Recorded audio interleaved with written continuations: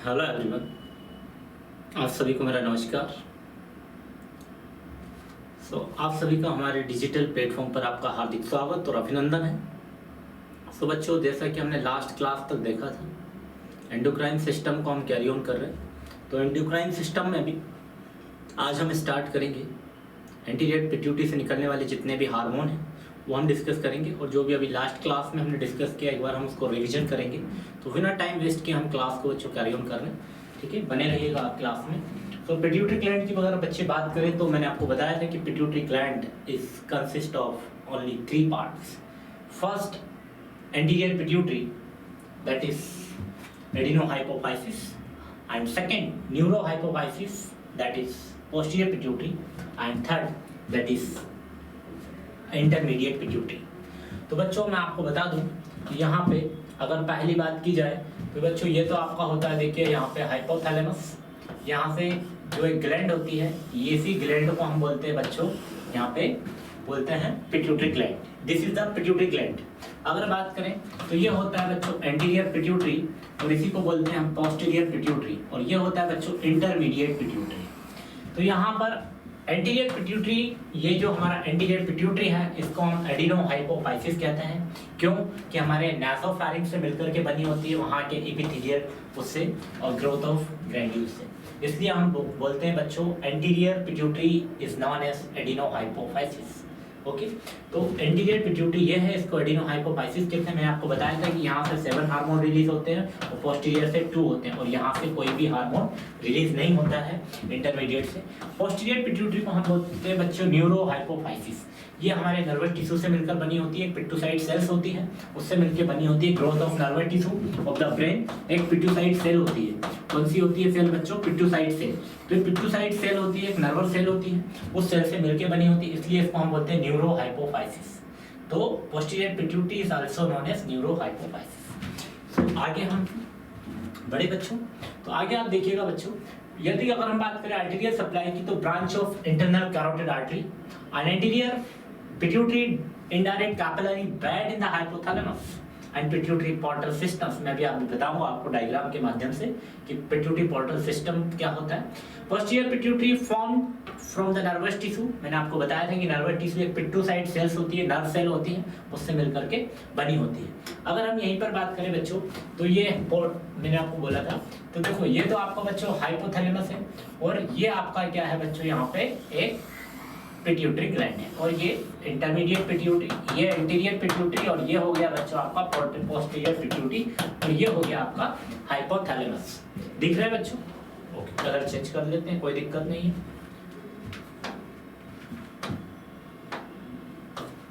ठीक है,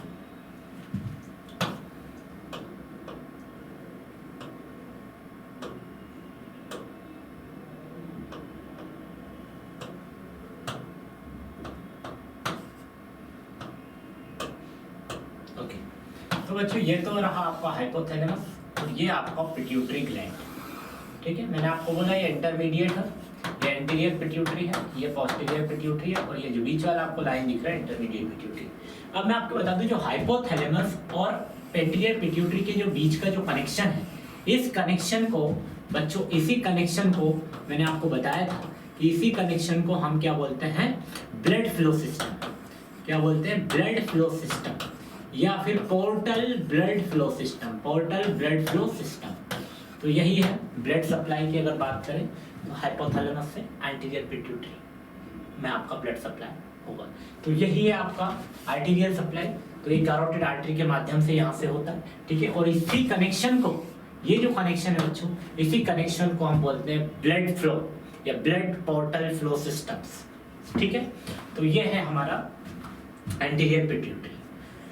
अब बात करें एंटीरियर पिट्यूटरी, जिसको हम एडिनोहाइपोफाइसिस कहते हैं, ये सिर्फ 2 सेल से मिलकर बना होता है बच्चों। पहला होता है क्रोमोफोर सेल्स और दूसरा होता है क्रोमोफिल सेल। तो मैं आपको बता दूं कि देखिए क्रोमो मतलब क्या होता है बच्चों, क्रोम की बात करें तो क्रोम क्या है? It is N colour. ये बच्चों क्या होगा? कलर। अगर हम फोफ की बात करें तो ये होगा फोबिया। फोबिया मतलब होता है बच्चों फियर, मतलब डर, ठीक है। अब अगर बात करें तो ये फिल का मतलब होता है लव, ठीक है, लव। तो यहाँ पर क्रोम का मैंने मतलब बताया कि कलर होता है, ऑलरेडी पहले भी प्रीवियस क्लास में बताया था आपको, ठीक है।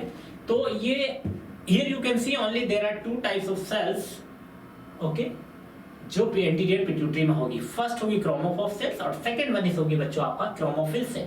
तो क्रोमोफोर सेल होती है वो यहाँ पर बच्चों हमारे कोई काम की नहीं है, क्योंकि ये जो सेल होती है नॉन सिक्रेटरी सेल होती है और इस सेल का पार्ट जो होता है बच्चों वो होता है 50%। ये सेल कोई भी वर्क नहीं करती है, नॉन सिक्रेटरी सेल है। लेकिन क्रोमोफिल सेल है उसको बड़ा प्यार है सिक्रिएशन से, तो वो यहाँ पर क्या करती है बच्चों, सिक्रिएशंस करती है। और यही सेल क्या होती है 50% सिक्रिएशंस करती है, ओके। 50 और 50 मिला के यहाँ पर होता है बच्चों 100%, बट लेकिन 100% में से हमारे पास में 50% सिक्रिएशंस होता है, जो कौन सी सेल करती है, हमारी एंटीरियर पिट्यूटरी एडिनो हाइपोफाइसिस में क्रोमोफिल सेल। अब ये जो सेल होती है बच्चों, ये सेल की अगर बात करें तो ये सेल अगेन 2 टाइप्स की होती है। एसिडोफिल सेल होती है, तो एसिडोफिल सेल जो होती है वो सोमेटोट्रोफ बनाने का काम करती है। सोमेटो मतलब होता है बच्चों ग्रोथ और ट्रोफ मीन्स होता है बढ़ाना, ठीक है। तो ग्रोथ को बढ़ाने वाला हार्मोन होता है। लेप्टोट्रोफ, लेप्टो का मीनिंग होगा बच्चों मिल्क और ट्रोफ मतलब होता है बढ़ाना।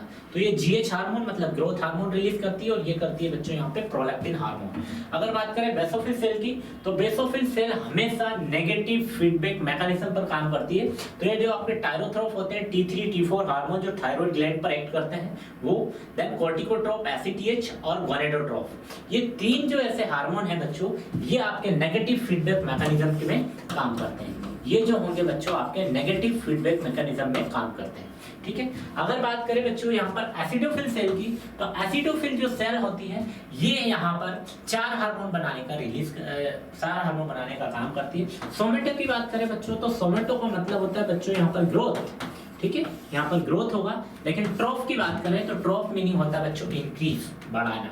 तो ग्रोथ को बढ़ाने वाला hormone that is growth hormone.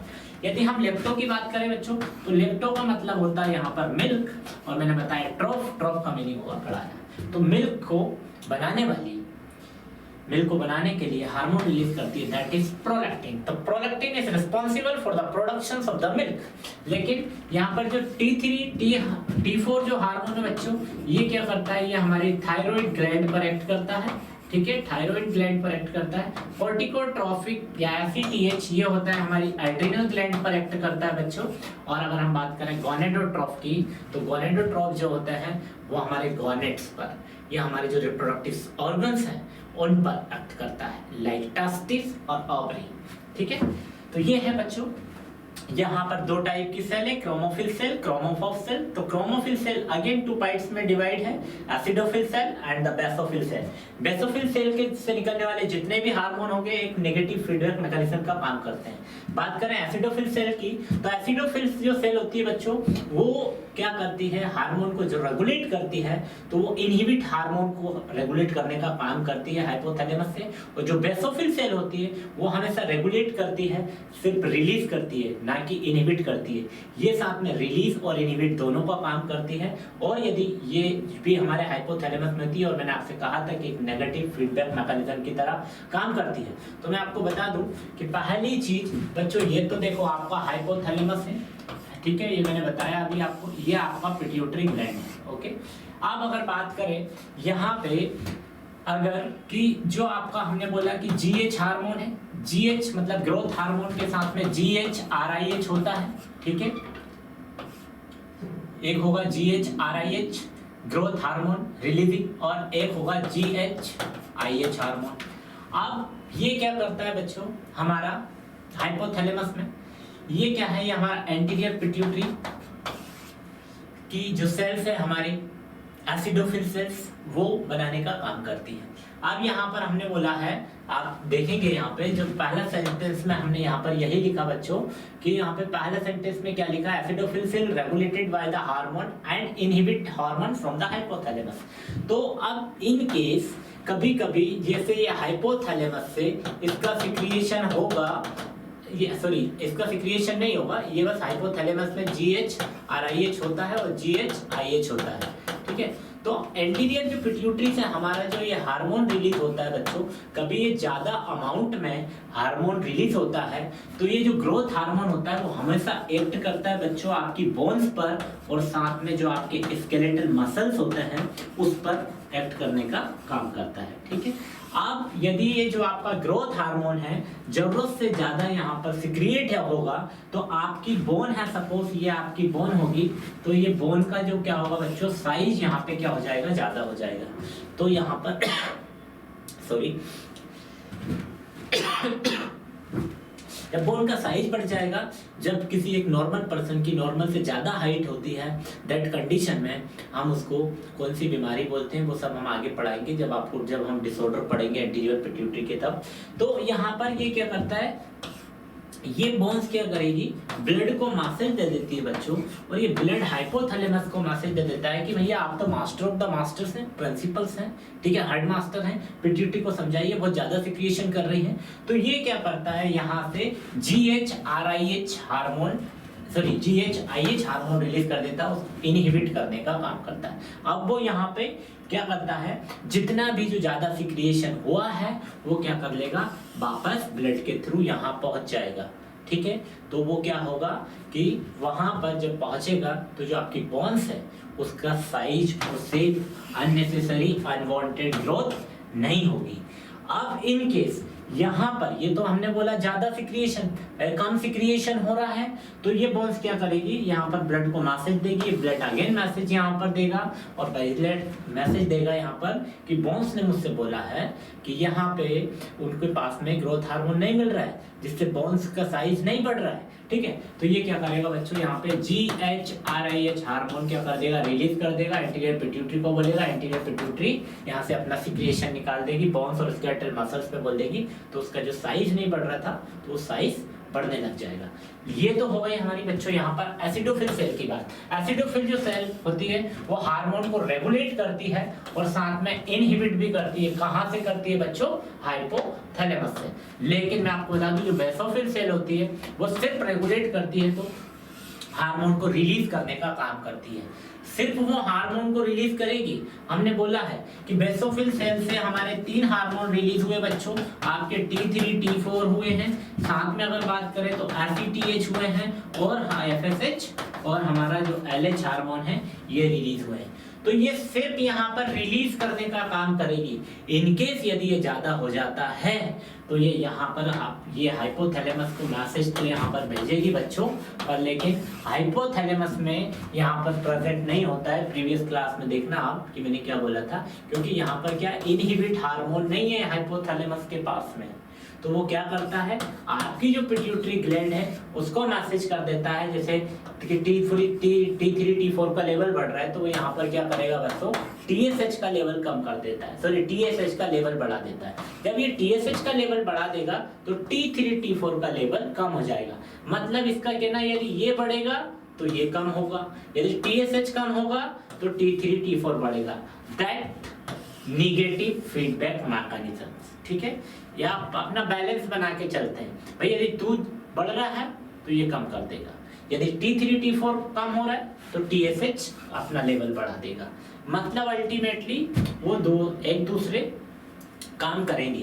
पर लेकिन यहाँ पर हमारी एसिडोफिल से जो भी हार्मोन रिलीज हुआ, जैसे ग्रोथ हार्मोन हुआ या फिर प्रोलेक्टिन हार्मोन रिलीज हुआ, वो ऐसा नहीं कर रहे हैं, वो डायरेक्ट यहाँ से हाइपोथैलेमस को मैसेज भेज दे रहे हैं और वहाँ पे आपका इनहिबिट हार्मोन प्रेजेंट है तो वहाँ से इनहिबिट कर देता है, वो सप्रेस कर देता है, आपकी एंटीरियर पिट्यूटरी कमांड भेज देता है, वो अपना सिक्रिएशंस वहीं पर ही स्टॉप कर देती है। ठीक है, do you understand everyone? Next बच्चों, नेगेटिव फीडबैक मैकेनिज्म देखिए आप ये सब।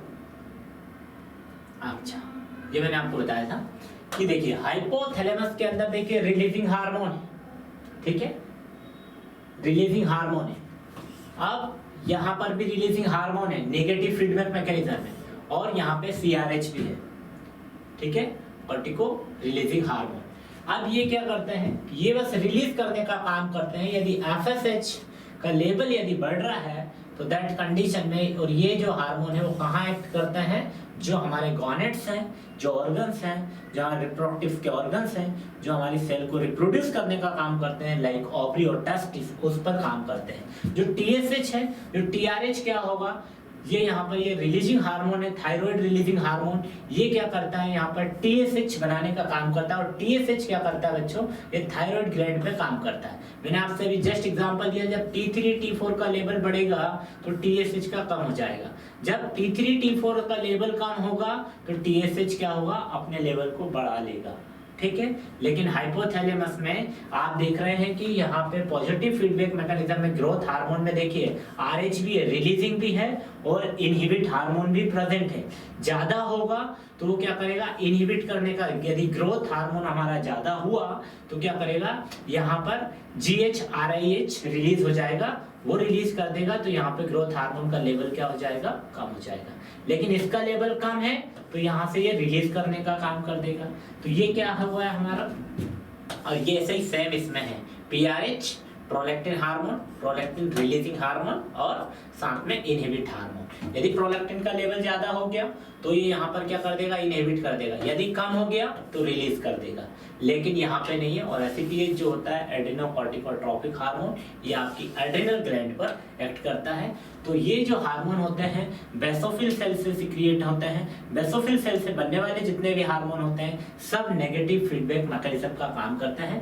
तो आप देखिएगा कि ये जो है बच्चों, ये अगर बात करें तो ये इनको छोड़कर बाकी ये सब हैं एक नेगेटिव फीडबैक मैकेनिज्म का काम करते हैं। ओके, सो नेक्स्ट बच्चों अगर बात करें हम तो नेक्स्ट की तो पोस्टीरियर पिट्यूटरी हम बाद में पढ़ेंगे, अभी एंटीरियर की बात कर रहे हैं। तो एंटीरियर पिट्यूटरी से निकलने वाले 7 हार्मोन मैंने आपको बताए थे लास्ट क्लास में भी। 7 हार्मोन कौन कौन से होते हैं, तो आपको कुछ नहीं याद रखना है। मैंने आपसे कहा था कि आपको बस क्या रखना है याद, एक जो ट्रिक है वो ट्रिक मैंने आपको बताया था कि वो ट्रिक है, वो ट्रिक कौन सी होगी कि एलपीजी का एटीएम एफ है तो एक का तो आप हटा दो। L4 की बात करें luteinizing hormone, P4 prolactin hormone, G4 growth hormone होगा बच्चों, A4 एड्रेनोकॉर्टिकोट्रोपिक हार्मोन होगा, T4 thyroid stimulating hormone, M4 melanocyte stimulating hormone, last follicle stimulating hormone. ये बच्चों F है आपका फॉलिकल स्टिमुलेटिंग हार्मोन। सो ये 7 हार्मोन है। मैंने आपको ट्रिक भी बताया था कि कौन सा ट्रिक आपको यूज करना है इनको याद रखने के लिए, remember to anterior pituitary hormones. तो आपको एलपीजी एटीएम एफ है, मतलब आपको गैस खरीदेंगे तो पैसे से खरीदेंगे, पैसा एटीएम में होता है और एटीएम क्या है, एफ है।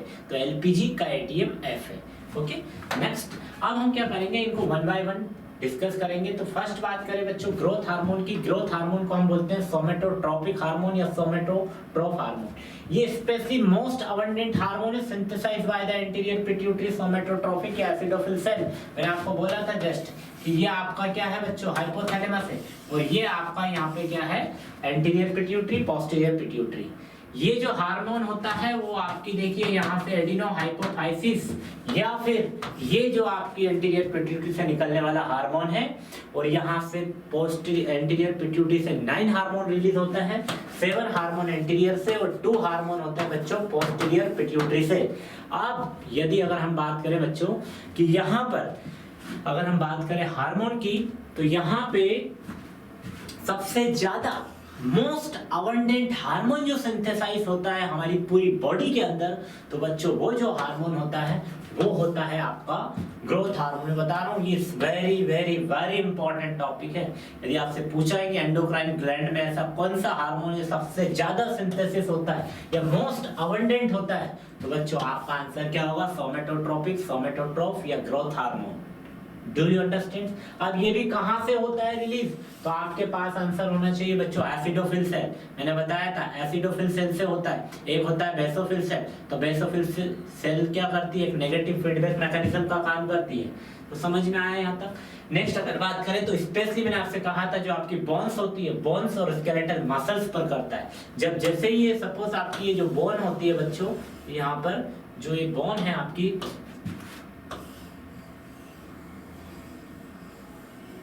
ये बोन पर एक्ट करता है। साथ में आपकी स्केलेटल मसल से उन पर एक्ट करता है। जब ये ग्रोथ हार्मोन यहाँ पे एक्ट करता है तो यहाँ पे क्या होता है बच्चों, जो आपकी बोन हो तो बोन का साइज ये बढ़ा देता है। जब आपकी बोन का साइज बढ़ जाएगा तो ऑफ कोर्स की आपकी हाइट बढ़ जाती है, ठीक है। तो स्पेशली आपकी बोन्स और स्केलेटल मसल्स पे काम करता है।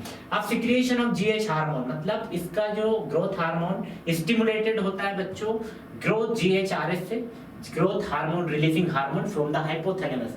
तो हाइपोथैलेमस हमारा हेडमास्टर है, तो हाइपोथैलेमस क्या करता है, स्टिमुलेट करता है। यहाँ पे सिक्रिएशन होता है ग्रोथ हार्मोन और स्टिमुलेट होता है बच्चों किससे, जीएचआरएस से। कहाँ से, हाइपोथैलेमस से। अगर बात करें सप्रेस की तो जीएचआरआईएस से सप्रेस होगा, इनहिबिट होगा, ठीक है, उसका लेवल उससे कम होगा, सप्रेस होगा, डाउन होगा। इसको हम बोलते हैं somatostatin hormone. GHRIS is known as somatostatin hormone, okay. अगर बात करें बच्चों ग्रोथ हार्मोन की तो मैं आपको बता दूं कि सबसे ज्यादा ये जो ग्रोथ हार्मोन का जो सिक्रिएशन होता है तो सबसे ज्यादा जो सिक्रिएशन होगा वो होगा नाइट में ड्यूरिंग स्लीप। जब भी आप नाइट में सोएंगे उस समय क्या होगा बच्चों, आपका ग्रोथ हार्मोन ज्यादा रिलीज होगा। और यदि आपको हाइपोग्लाइसीमिया है आपकी बॉडी में या फिर हाइपोग्लाइसीमिया का कोई पेशेंट है तो उसमें क्या होगा, ग्रोथ हार्मोन ज्यादा रिलीज होगा। तो हमेशा हाइपरग्लाइसीमिया क्या होता है, ये इसके पास में जो ग्रोथ हार्मोन जो होता है हाइपरग्लाइसीमिया जब होता है तो उस कंडीशन में यहाँ पर रिलीज नहीं होता है। तो हाइपोग्लाइसीमिया में होता है जब आप कोई टेंशन में होते हैं या फिर जब आप कोई एक्सरसाइज कर रहे हैं, दैट कंडीशन में आपने देखा होगा बहुत लोग हैं जो सुबह 5 बजे से उठ के जिम जाते हैं, वर्कआउट करने जाते हैं, एक्सरसाइज करते हैं, मेडिटेशन करते हैं, योगा करते हैं, तो आप उनकी हाइट देखिए। क्यों कि उस समय ड्यूरिंग द एक्सरसाइज हमने बोला है कि इसका जो सिक्रिएशन होता है बच्चों वो क्या होता है, ज्यादा होगा। और स्पेशली कब होगा, नाइट में ड्यूरिंग द स्लीप। तो लोग ज्यादा देर तक सोते हैं तो स्लीपिंग टाइम में इसका हार्मोन का सिक्रिएशन ज्यादा होगा, उनकी हाइट अच्छी होगी। अगर बात करें डेली अमाउंट में तो एडोलेसेंट स्टेज में ये सबसे ज्यादा आपको देखने को मिलेगा बच्चों, एडोलेसेंट स्टेज में। सपोज फॉर एग्जांपल अगर मैं बात करूं कि आपका नर्सिंग करने के लिए आप किसी आपके गांव से लेके कोई सिटी में चले गए। कहाँ चले गए, सिटी में। कब गए आप, 2015 में। उस समय कोई एक बच्चा होगा, जो वो बच्चा होगा तो वो क्या है कि 10 साल का रहा होगा, ठीक है, बच्चा रहा होगा 10 साल का। जब बच्चा 2015 में 10 साल का था वो बच्चा। अब आप बच्चे 2022 में नर्सिंग करने के बाद आए, जब आपने पहली बार इस बच्चे को देखा तो ये टोटल 17 साल का हो गया। जब आपने देखा होगा ये बच्चा तो छोटा सा था और आज यही बच्चा मुझसे बड़ा हो गया है। क्यों कि हमने बोला एडोलेसेंट स्टेज में, तो 11 to 18 ईयर्स या फिर हम बच्चों बात करें 17 ईयर्स में इसका जो अमाउंट होता है वो एक पीक लेवल पे होता है।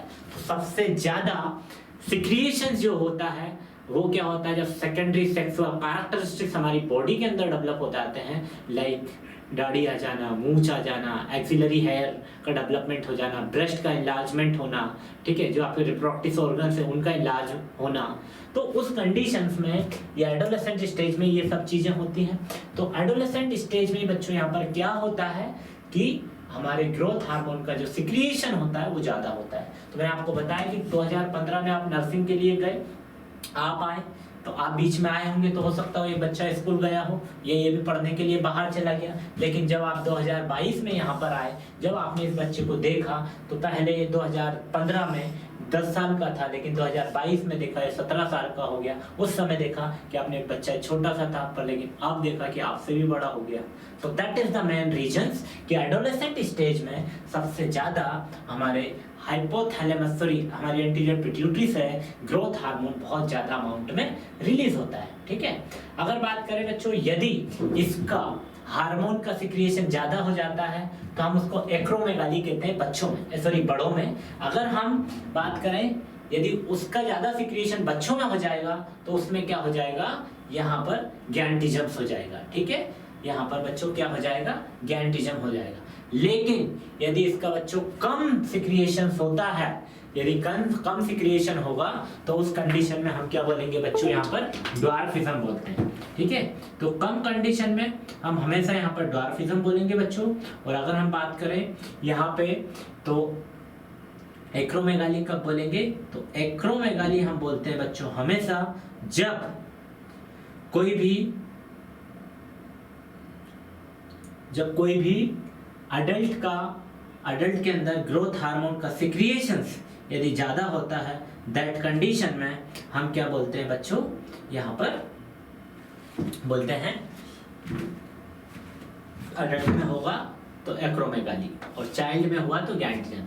सपोज हम क्यों बोलते हैं यहाँ पर बच्चों, ये आपका होता है बच्चों देखो बोन, ठीक है, ये आपका बोन होगा, तो ये आपकी बोन में दोनों साइड में क्या होता है, बोन के टॉप और लोअर पार्ट में ये होता है बच्चों यहाँ पर एपिफाइसिस, ओके, एपिफाइसिस होता है और ये बीच में होता है यहाँ पर बच्चों डाइफाइसिस। अब ये जो एपिफाइसिस होता है तो यहाँ पर ही आपका जो ग्रोथ हार्मोन है वो एक्ट करता है दोनों साइड। जब इसके टॉप पर और बॉटम पर एक्ट करता है तो आपकी बोन का साइज बढ़ता है, ठीक है। अब ये क्या होता है, ये प्लेट क्या होती है बच्चों, एपिफाइसिस। अब ये इसकी क्लोजर का जो टाइमिंग होता है तो वो होता है 18 ईयर्स। मतलब यदि ये बिफोर 18 ईयर्स यदि आपकी हाइट बढ़ रही है तो हम उसको क्या बोलेंगे, गैंटिजन्स, मतलब before the closure of the epiphysis, okay. तो यदि जो आपका ये जो क्लोज कब होगा, 18 ईयर्स पर क्लोज होता है, ठीक है, दोनों साइड से। तो अब ये क्लोज नहीं है, अब ये ओपन ही है। इस कंडीशन में यहाँ पर क्या होगा, ग्रोथ हार्मोन का सिक्रिएशन ज्यादा होगा, तो हमने बोला लेस देन 18 ईयर्स, तो उस कंडीशन में क्या होगा, हाइट ज्यादा बढ़ जाएगी, गैंटिज्म हो जाएगा। लेकिन यहाँ पर after the closure of epiphyseal plates, तो दैट कंडीशन में हम क्या बोलेंगे बच्चों, एक्रोमेगाली। इस ए से आपको याद रखना है, एक्रोमेगाली हमेशा बच्चों कहाँ होगा, अडल्ट में होगा। क्यों कि जो एपिफाइजल वो आपकी प्लेट्स है वो वहां पर क्लोज हो गई, उसके बाद भी ग्रोथ हार्मोन वहां पर एक्ट कर रहा है और आपकी हाइट को बढ़ा दिया है after the years of 18 years of age. समझ में आया? यदि लेस देन 18 ईयर्स आपकी एज है और ये प्लेट जो रहती है जब ओपन रहती है, जब यहाँ पर ये एक्ट करता है, दैट कंडीशन में आपकी हाइट ज्यादा बढ़ेगी, तो आपकी जब हाइट ज्यादा बढ़ेगी उसको गैंटिज्म बोलेंगे। लेकिन अडल्ट में कब, एक्रोमेगाली ही क्यों बोलते हैं, क्यों कि ये जो प्लेट बंद हो जाती है जिसके बाद में भी हमारा क्या होगा बच्चों, वहां पर उस कंडीशन में एक्रोमेगाली हो जाएगा, ठीक है। अरे ड्वार्फिज्म की बात करें तो आपने देखा होगा छोटा सा शरीर बोना सा रह जाता है, तो ड्वार्फिज्म होता है। यदि ग्रोथ हार्मोन का सिक्रिएशन प्रॉपर नहीं होगा तो उस कंडीशन में ड्वार्फिज्म हो जाएगा। तो देखिए ऐसे नॉर्मली हाइट तो वर्टिकल बढ़ती है, लेकिन ड्वार्फिज्म में क्या होगा, हॉरिजॉन्टल हो जाएगा। जो उसका चेस्ट है वो ऐसा हो जाएगा, ठीक है, चिन और ऐसा हो जाएगा, लेकिन उसकी जो वर्टिकल नॉर्मल में वर्टिकल में हाइट बढ़ना चाहिए नहीं बढ़ेगी, या हॉरिजॉन्टल में बढ़ेगी बच्चों। तो इसके लिए हम बोलेंगे ड्वार्फिज्म। तो ड्वार्फिज्म बच्चों में हो या बड़ों में हो, लेकिन hyposecretion of growth hormone it is called as dwarfism. लेकिन hypersecretions of the growth hormone in the adults, that condition we can say acromegaly. लेकिन वहीं पर यदि बच्चों में हो रहा है, चिल्ड्रंस में हो रहा है, दैट इज गैंटिजम्स, ओके। नेक्स्ट बात करें तो मैं आपको बता दूं कि यहाँ पे हाइपोथैलेमस क्या करता है, GHRH क्या करता है, यहाँ पे ग्रोथ हार्मोन रिलीजिंग हार्मोन होता है। ये पोर्टल ब्लड फ्लो के थ्रू यहाँ पर क्या होता है, जैसे मैंने आपको बताया था, यहाँ पे ये आपको हाइपोथैलेमस है, ये आपका पिट्यूटरी ग्लैंड है, ये एंटीरियर पिट्यूटरी है, ये आपका पोस्टीरियर है, यहाँ पे एक कनेक्शन है। इसी कनेक्शन को हमने क्या बोला, पोर्टल ब्लड फ्लो सिस्टम। ये पोर्टल ब्लड फ्लो सिस्टम के थ्रू क्या करता है, एंटीरियर पिट्यूटरी में आपका ग्रोथ हार्मोन आ जाता है। अब ये यहाँ से क्या करता है, लीवर के थ्रू आपके इंसुलिन लाइक ग्रोथ फैक्टर्स है, एक जो सोमेटोमीडियन सी है, उसके थ्रू क्या करता है, ये प्रोटीन का सिंथेसिस करता है हमारी बोन में, और क्या करता है, स्केलेटल मसल्स पर काम करता है। और प्रोटीन का आपको पता ही है, प्रोटीन का काम होता है साइज बढ़ाने का, और ग्रोथ हार्मोन का काम भी है साइज बढ़ाने का, और ये आगे चल के फिर क्या करता है, एक फिजिकल ग्रोथ को बढ़ाने का काम करता है, ये ग्रोथ करा देता है, ठीक है। अगर बात करें बच्चों नेक्स्ट, तो second one is prolactin hormone. तो prolactin hormone is also known as milk secretory hormone, lactogenic hormone, milk synthesis hormone, milk secreting hormone and galactopoietic hormone. Galacto तो मतलब होता है मिल्क, और पोएटिक का मतलब हो जाएगा बच्चों प्रोडक्शंस। तो ये सब हमारे प्रोलैक्टिन हार्मोन के नाम है, अदर नाम से, तो आपको याद रखना है, कभी कंफ्यूज नहीं होना है। यदि मिल्क सिक्रेटरी हार्मोन बोल रहे हैं तो भी वो आपका क्या होगा बच्चों, प्रोलैक्टिन हार्मोन या लैक्टोट्रोफ। ये भी हमारी कौन सी सेल से हुआ बच्चों, तो ये भी आपका एसिडोफिल सेल से हुआ, ठीक है, एसिडोफिल सेल से हुआ आपका ये भी रिलीज, तो कंफ्यूज नहीं होना है, ठीक है। ये लैक्टोजेनिक हार्मोन हम इसको बोलते हैं, लैक्टोपोएटिक हार्मोन हम इसको बोलेंगे, मिल्क सिंथेसिस हार्मोन हम इसको बोलेंगे। तो ये इसका काम ही क्या होता है कि ये मिल्क का प्रोडक्शन कराता है, तो production of milk. So prolactin hormone is responsible for the productions of the milk. Okay. Next अगर बात करें तो ये क्या है, secreted by the lactotroph of the anterior pituitary। ये जो हार्मोन है ये भी क्या है हमारा एंटीरियर पिट्यूटरी से सिक्रिएट होता है। अब बात करें तो mainly in the lactation period by the galactopoietic in the pregnancy and pregnancy for the lactogenesis. तो अगर बच्चों बात करें यहाँ पर तो मेनली लैक्टेशन पीरियड्स में सबसे ज्यादा सिक्रिएट होता है जब कोई लेडी प्रेग्नेंट होती है, प्रेग्नेंट के बाद में भी, जब बच्चा डिलीवर हो जाता है उसके बाद में सबसे ज्यादा यदि सिक्रिएशन होता है या प्रोडक्शन होता है मिल्क का, तो दैट कंडीशन में होता है, ठीक है। नेक्स्ट अब आप देखिए यहाँ पे कि हाइपोथैलेमस, ये तो आपका पिट्यूटरी ग्लैंड है बच्चों, और ये आपका हाइपोथैलेमस, इसी हाइपोथैलेमस में होता है पीआरएच, मतलब प्रोलैक्टिन रिलीजिंग हार्मोन। अब ये क्या करता है, आपके एंटीरियर पिट्यूटरी में रहता है, एंटीरियर पिट्यूटरी रिलीज करती है आपका प्रोलैक्टिन हार्मोन, तो इससे मिल्क बनता है, लैक्टोजेनेसिस, लैक्टोपोइसिस होता है, और यहाँ पर डिक्रीज हो जाता है बच्चों आपका एफएसएच, और यहाँ पर जब एफएसएच होगा तो एलएच को भी ये क्या कर देता है, कम कर देता है। एफएसएच एलएच मतलब एस्ट्रोजन और प्रोजेस्टेरोन के लेवल को, यहाँ पे क्या होगा बच्चों, एस्ट्रोजन और प्रोजेस्टेरोन के लेवल को कम करता है, ठीक है। तो आपको याद रखना है जो प्रोलैक्टिन हार्मोन होता है, जब प्रोलैक्टिन हार्मोन का काम क्या होता है, वो गैलेक्टोपोइसिस भी करता है और लैक्टोजेनेसिस करता है, दूध बनाने का काम करता है, मिल्क का प्रोडक्शन का काम करता है। साथ ही साथ ये क्या करता है, जो भी आपके फॉलिकल स्टिमुलेटिंग हार्मोन है जिसमें प्रोलैक्टिन और एस्ट्रोजन जो होते हैं उनको सप्रेस कर देता है, उनको डिक्रीज कर देता है। तो ये क्या है, प्रोलैक्टिन हार्मोन क्या है बच्चों, एक क्या कर सकता है, नेचुरल फैमिली प्लानिंग मेथड्स है। ये यहाँ पे आपने देखा होगा ब्रेस्ट फीडिंग, या फिर जिसको आप लेम के नाम से जानते हैं, लैक्टेशन एमनोरिया मेथड जो होती है बच्चों, वो क्या है, एक नेचुरल फैमिली प्लानिंग मेथड्स है। क्यों कि लैक्टेशन एमनोरिया मेथड्स, एमनोरिया मतलब एब्सेंस, लैक्टेशन मतलब मिल्क का प्रोडक्शंस, और मेथड्स इट्स एन मेथड्स। तो दैट कंडीशन में क्या होता है, तो जो यहाँ पर जो मदर होती है, वो एंटीनेटल मदर या पोस्टनेटल जो मदर होती है, वहाँ पर उनका प्रोलैक्टिन का हार्मोन का सिक्रीशन होता है। ये प्रोलैक्टिन का हार्मोन क्या करता है, यहाँ पर एफएसएच को डिक्रीज कर देगा। जब ये कम होगा तब फॉलिकुलोसिस नहीं होगा, जब फॉलिकोजेनेसिस नहीं होगा तो दैट कंडीशन में क्या होगा, आपका एमसीबी नहीं होगा, मतलब मेंस्ट्रुएशन पीरियड नेक्स्ट आपका नहीं आएगा, और ये प्रोजेस्टेरोन और एस्ट्रोजन को भी कम कर देता है, ठीक है।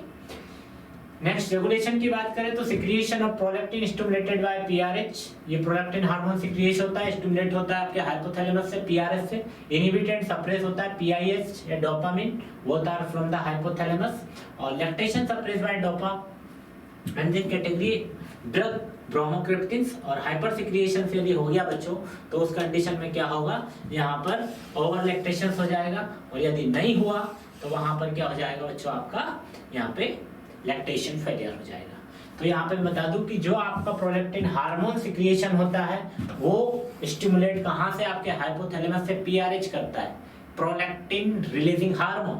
अब आपका पीआईएच क्या करता है, जो हाइपोथैलेमस के अंदर है वो उसको इनहिबिट करता है, सप्रेस करता है, और डोपामिन कैटेगरी का ये होता है, तो both are from in hypothalamus. तो एक डोपामिन एक न्यूरोट्रांसमीटर्स भी है, तो ये प्रोलैक्टिन हार्मोन भी और डोपामिन भी हमारे दोनों हाइपोथैलेमस में होते हैं, ठीक है।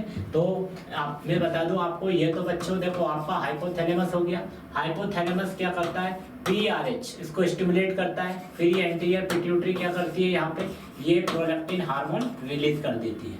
अब इन केस यदि प्रोलैक्टिन का हाइपर सिक्रिएशन ज्यादा हो रहा है तो दैट कंडीशन में क्या हो जाता है, ओवर लैक्टेशन हो जाता है। तो ये प्रोलैक्टिन हार्मोन क्या है, यहाँ पर मैसेज भेज देता है, ठीक है। अब ये मैसेज यहाँ जाता है तो यहाँ पे मैंने आपको बताया था कि PRIH भी होता है, सॉरी PIH होता है, ठीक है, PIH होगा। तो ये PIH जो है बच्चों, इसका काम ही क्या है, सप्रेस करने का। ये आपके एंटीरियर पिट्यूटरी को मैसेज देगा और यहाँ पे इसके लेवल को कम कर देता है, ठीक है। तो यही है हमारा क्या है, inhibit and suppress by PIH। अब अगर बात करें lactation suppress by the dopaminergic category. अब कभी कभी आपने देखा होगा कुछ मदर्स ऐसी होती हैं कि किसी सर्टेन कंडीशंस में उनका ब्रेस्ट का एंगोर्जमेंट हो जाता है, या ब्रेस्ट का डेवलपमेंट नहीं होता है, इन्वर्टेड निप्पल होते हैं, या फिर उनको HIV होता है या TB होता है। ऐसी कोई सर्टेन सिचुएशन या कंडीशन होती है जिसके कारण वो बेबी को फीड नहीं करा पाती हैं। तो क्या होता है, तो वो क्या होगा बच्चों, ओवर लैक्टेशन हो जाता है। अब ओवर लैक्टेशन यदि हुआ और हाइपर सिक्रिएशन हुआ और बेबी ने यदि सक नहीं किया तो दैट कंडीशन में वहाँ पर मदर्स को बहुत प्रॉब्लम होता है। तो आप या तो फिर एक बार निकाल भी लेंगे ब्रेस्ट पंप के थ्रू तो वापस 4 या 6 घंटे में वापस उसका ब्रेस्ट भर जाएगा मिल्क से, क्योंकि हाइपोथैलेमस का काम क्या है, PRH प्रोलैक्टिन रिलीजिंग हार्मोन, वो रिलीज करता रहेगा। उसको नहीं पता है कि आप किस वजह से फीड नहीं करा रही। हो सकता हो बच्चे को कुछ ज़्यादा प्रॉब्लम, किसी सर्टेन प्रॉब्लम है, ऐसी कंडीशन है जिसके कारण बच्चा NICU ICU में शिफ्टेड है, तो उस कंडीशन में आप नहीं पिला पा रहे हैं। तो यहाँ पे ये मैसेज तो भेजेगा पर बहुत लेट मैसेज भेजेगा, 4 से 5 दिन लग जाएंगे, तब तक यहाँ पर उसका प्रोडक्शन होता रहेगा, हाइपर सिक्रिएशन हो जाएगा, तो वो मिल्क को बहुत प्रॉब्लम होगी। आप क्या करेंगे, वहाँ पर एक ब्रोमोक्रप्टिन करके टैबलेट आएगी। ये जो टैबलेट है आप उसको 2 टाइम्स देंगे। क्या करेंगे आप 2 टाइम्स उसको दे देंगे, एक आज और एक कल। तब हाइपोथैलेमस के पास मैसेज पहुंच जाएगा कि नहीं, मिल्क की यहाँ पर अभी जरूरत नहीं है। तो उसके पास मैसेज चला जाएगा कि हाँ अब हमको इनहिबिट करना है। तो वहां पर क्या करेगा, PIH स्टिमुलेट हो जाएगा और साथ में PIH का काम ही क्या है बच्चों, इनहिबिट कर देगा और सप्रेस कर देगा आपके प्रोलैक्टिन हार्मोन को, तो फिर वो मिल्क नहीं बनेगा, ठीक है। और यदि कम सिक्रिएशन होगा तो लैक्टेशन फेलियर हो जाएगा, ठीक है। आपने देखा होगा कभी डिलीवरी के बाद में बहुत सारी ऐसी मदर्स होती है कि उनका ब्रेस्ट नहीं, मिल्क का प्रोडक्शन नहीं हो पाता है, बच्चों को दूध नहीं पिला पाती हैं। तो किस कंडीशन में नहीं पिलाती है बच्चों, जब प्रोलैक्टिन हार्मोन का सिक्रिएशन नहीं होगा, दैट कंडीशन वी कैन से हाइपोसिक्रिएशंस। अगर बात करें बच्चों तो normal level prolactin in the male, तो मेल के अंदर होगा बच्चों 5 to 20 nanogram per decilitre, nano microgram होगा बच्चों, नैनो माइक्रोग्राम पर डेसीलीटर। अब यदि इससे ज्यादा होगा तो उसको बोलते हैं बच्चों गायनेकोमैस्टिया। तो गायनेकोमैस्टिया की बात करें तो ये जब होगा तो ये इनफर्टिलिटी को भी कॉज करता है, ठीक है, इनफर्टिलिटी को कॉज करता है। मैंने आपको बताया था जस्ट कि वहाँ प्रोलैक्टिन का काम क्या होता है, डिक्रीज करता है FSH को, फॉलिकल स्टिमुलेटिंग हार्मोन को, जो हमारे एस्ट्रोजन है, प्रोजेस्टेरोन और टेस्टोस्टेरोन, उनको क्या कर सकता है, कम करता है। जब उनको कम करेगा तो यहाँ पर स्पर्म का फॉर्मेशन नहीं होगा, स्पर्म का फॉर्मेशन नहीं होगा तो इनफर्टिलिटी आपकी बढ़ेगी। समझ में आ रहा है ना आपको, वेरी गुड, ओके। सो यहाँ पे वो गायनेकोमैस्टिया कॉज करेगा। तो मैं आपको बताऊंगा गायनेकोमैस्टिया भी आगे क्या होता है। तो नॉर्मल लेवल अगर फीमेल की बात करें तो आप देखिए उनसे 5 टाइम्स ज्यादा होता है। मेल के अंदर 5 to 20 होगा, तो यहाँ पर देखिए 25 to 50 होगा, क्योंकि मदर के लिए बहुत ज्यादा जरूरी है, क्योंकि बेबी को फीड कराना है। फर्स्ट मिल्क की क्या होता है, बच्चे का इम्यूनिटी होता है, और सबसे ज्यादा यदि प्रोटीन मिलता है तो कोलेस्ट्रॉल मिल्क से मिलता है। प्रोलैक्टिन हार्मोन ही रिस्पॉन्सिबल होता है for the production of the milk के लिए, प्रोडक्शन के लिए वही एक इंपॉर्टेंट रोल प्ले करता है। देखिए मैं आपको बता दूं, जब प्रोलैक्टिन हार्मोन रिलीज होता है तो ये आपके एस्ट्रोजन को कम कर देता है, ठीक है, आपके FSH को कम कर देता है, आपके LH को कम कर देता है।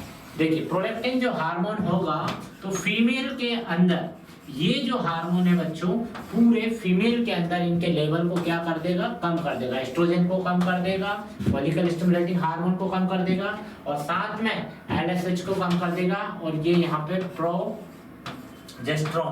प्रोजेस्टेरोन को भी कम कर देगा।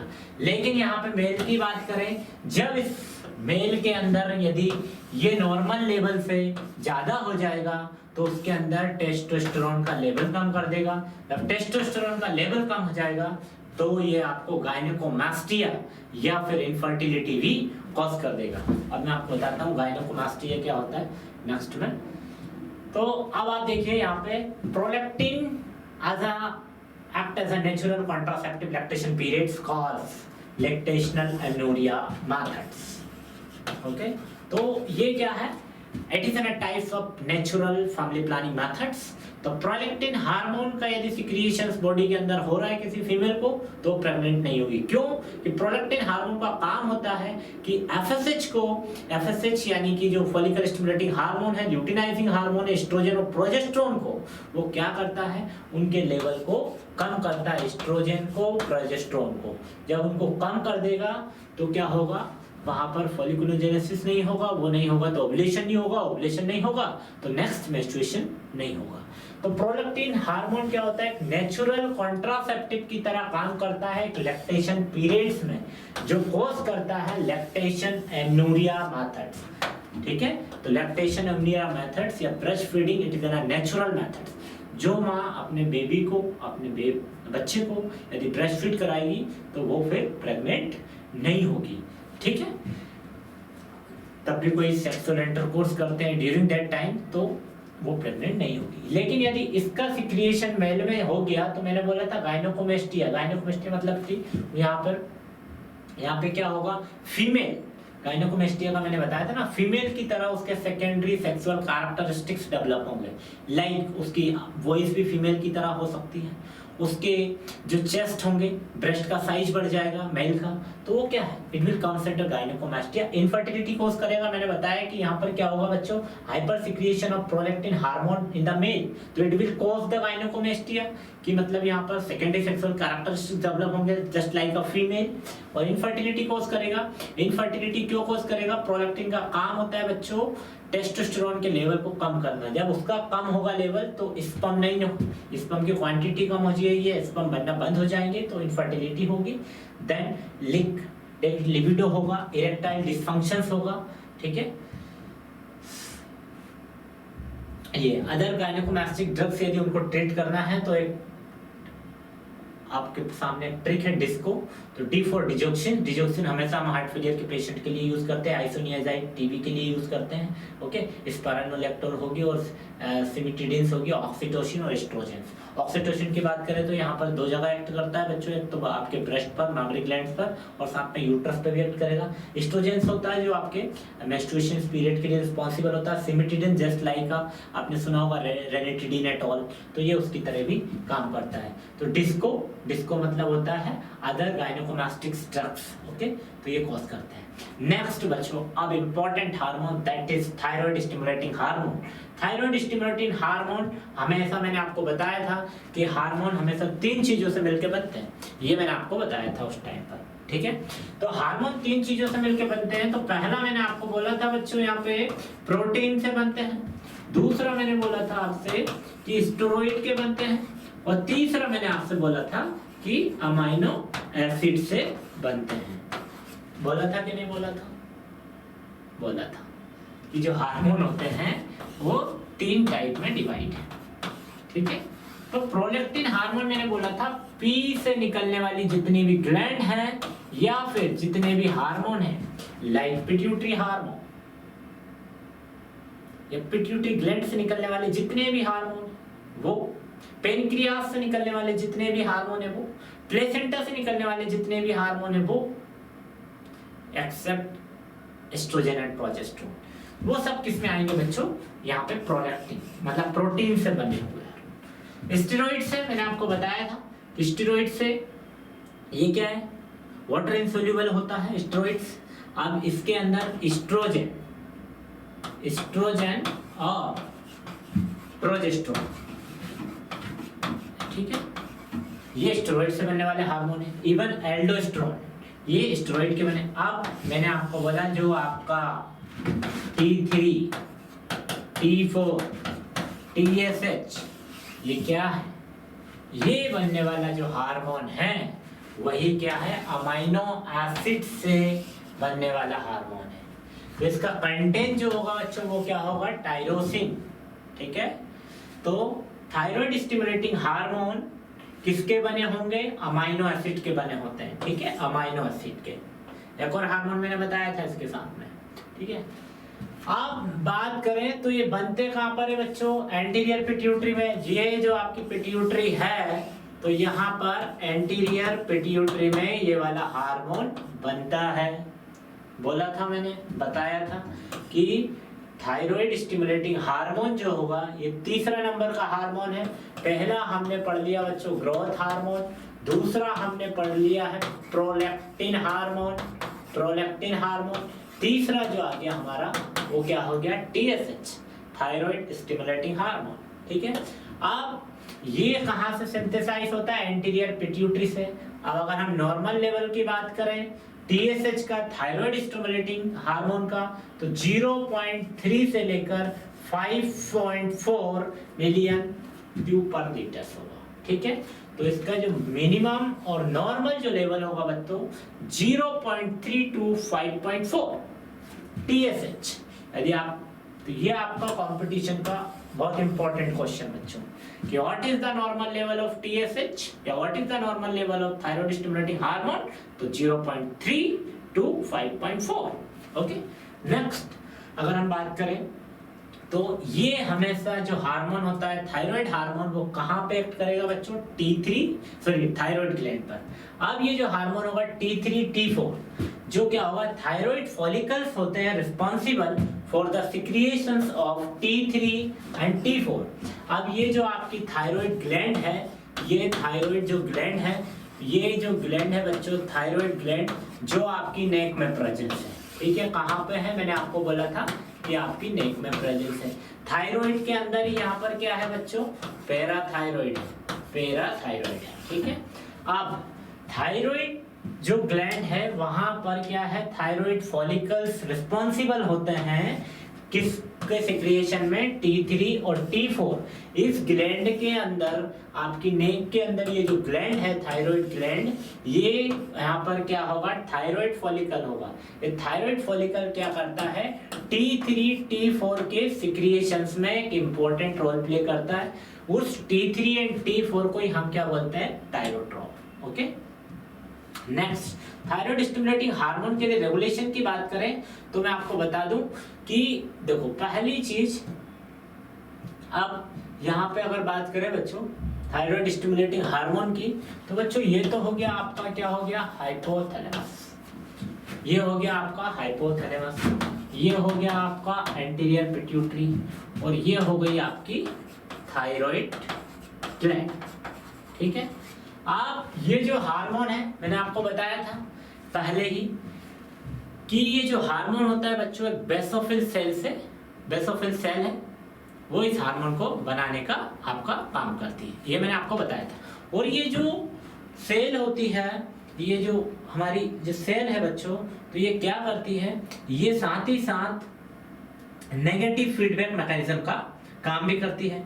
ठीक है, ये हमारी एक नेगेटिव फीडबैक मैकेनिज्म का काम करती है। अब ये जो यहाँ पर रेगुलेशन की बात करें तो बच्चों ये तो हो जाता है आपका हाइपोथैलेमस, ये आपका हाइपोथैलेमस है।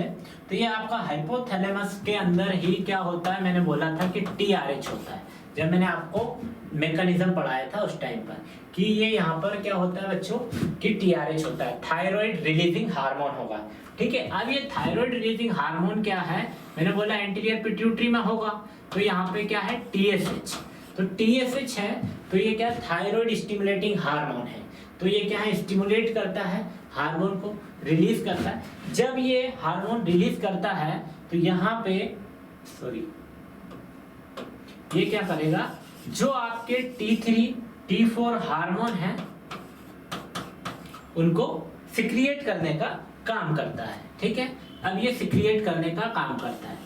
अब किसी कारण से आपकी कोई थायराइड ग्लैंड में या फिर थायराइड ग्लैंड में कोई कैंसर हो जाता है, ओके, कोई कैंसर हो जाता है या फिर कोई अदर बीमारी हो जाती है, कोई डिसीज हो जाती है, तो क्या होता है कि यहाँ पर ये प्रॉपर तरीके से काम नहीं करता है। इन केस इसका किसी भी कंडीशन में इसका यदि लेवल बढ़ता है तो यहाँ पर क्या होगा बच्चों, ये जो ब्लड के थ्रू यहाँ पे ये मैसेज हाइपोथैलेमस में जाएगा, तो हाइपोथैलेमस में यहाँ पर TRIH तो नहीं है, इनहिबिट हार्मोन नहीं है, हमने पढ़ा था इनहिबिट हार्मोन एसिडोफिल सेल के पास है। Acidophil cell growth hormone, prolactin hormone, lactotrope और सोमेटोट्रोप, ये मैंने आपको पढ़ाया। लेकिन यहाँ पे मैंने आपको बोला था कि बेसोफिल सेल 3 हार्मोन रिलीज कर रही है, T3, T4, TSH और हमारा ACTH और FSH, फॉलिकल स्टिमुलेटिंग हार्मोन। तो यहाँ पर ये क्या है, सिर्फ रिलीज करने का काम कर रहा है, इनहिबिट नहीं कर रहा है। तो ये तो हमारे पास में TRIH है नहीं, तो अब ये क्या करता है, ये हाइपोथैलेमस एंटीरियर पिट्यूटरी से बोलता है कि भाई TSH का लेवल बढ़ा दो। ये जैसे TSH का लेवल बढ़ता है तो यहाँ पे क्या होगा, T3, T4 का लेवल कम हो जाएगा। अब जैसे ही यहाँ पर T3, T4 का लेवल कम हुआ तो TSH बढ़ा। जब TSH का लेवल बढ़ेगा या कम होगा तो यहाँ पे क्या होगा, T3, T4 का लेवल बढ़ेगा। इसी को हम क्या बोलते हैं, negative feedback mechanisms. Negative feedback mechanism, ठीक है, यही है नेगेटिव फीडबैक मैकेनिज्म। तो यही है हमारा बच्चों कि जैसे हमारे T3, T4 में यदि कोई प्रॉब्लम है, एबनॉर्मल ग्रोथ हो रही है, यदि उसका लेवल हाई हो जाता है, ठीक है, उस कंडीशन में यहाँ पर क्या होगा बच्चों, यहाँ पर यदि एबनॉर्मल ग्रोथ हो जाती है समझ लो, ठीक है, या फिर इसमें कोई कैंसर हो जाता है, प्रॉपर्ली वर्क नहीं कर रही है, यहाँ पर इसका सिक्रिएशन यदि हाई हो रहा है तो यहाँ पर क्या होगा, ये ब्लड के थ्रू मैसेज चला जाएगा आपके हाइपोथैलेमस में। तो यहाँ ओनली रिलीजिंग हार्मोन है, ये मैसेज देगा कि TSH का भैया लेवल बढ़ा दो। तो ये यहाँ पे क्या होगा, T3, T4 का लेवल कम हो जाएगा। जब इसका लेवल कम होगा तो यहाँ पर क्या होगा, इसका बढ़ेगा। जब इसका बढ़ेगा तो यहाँ पे इसका लेवल कम होगा, ठीक है। तो ये क्या करेगा, यहाँ पर एक नेगेटिव फीडबैक मैकेनिज्म के थ्रू उस हार्मोन को वहां से सप्रेस कर दिया, ठीक है।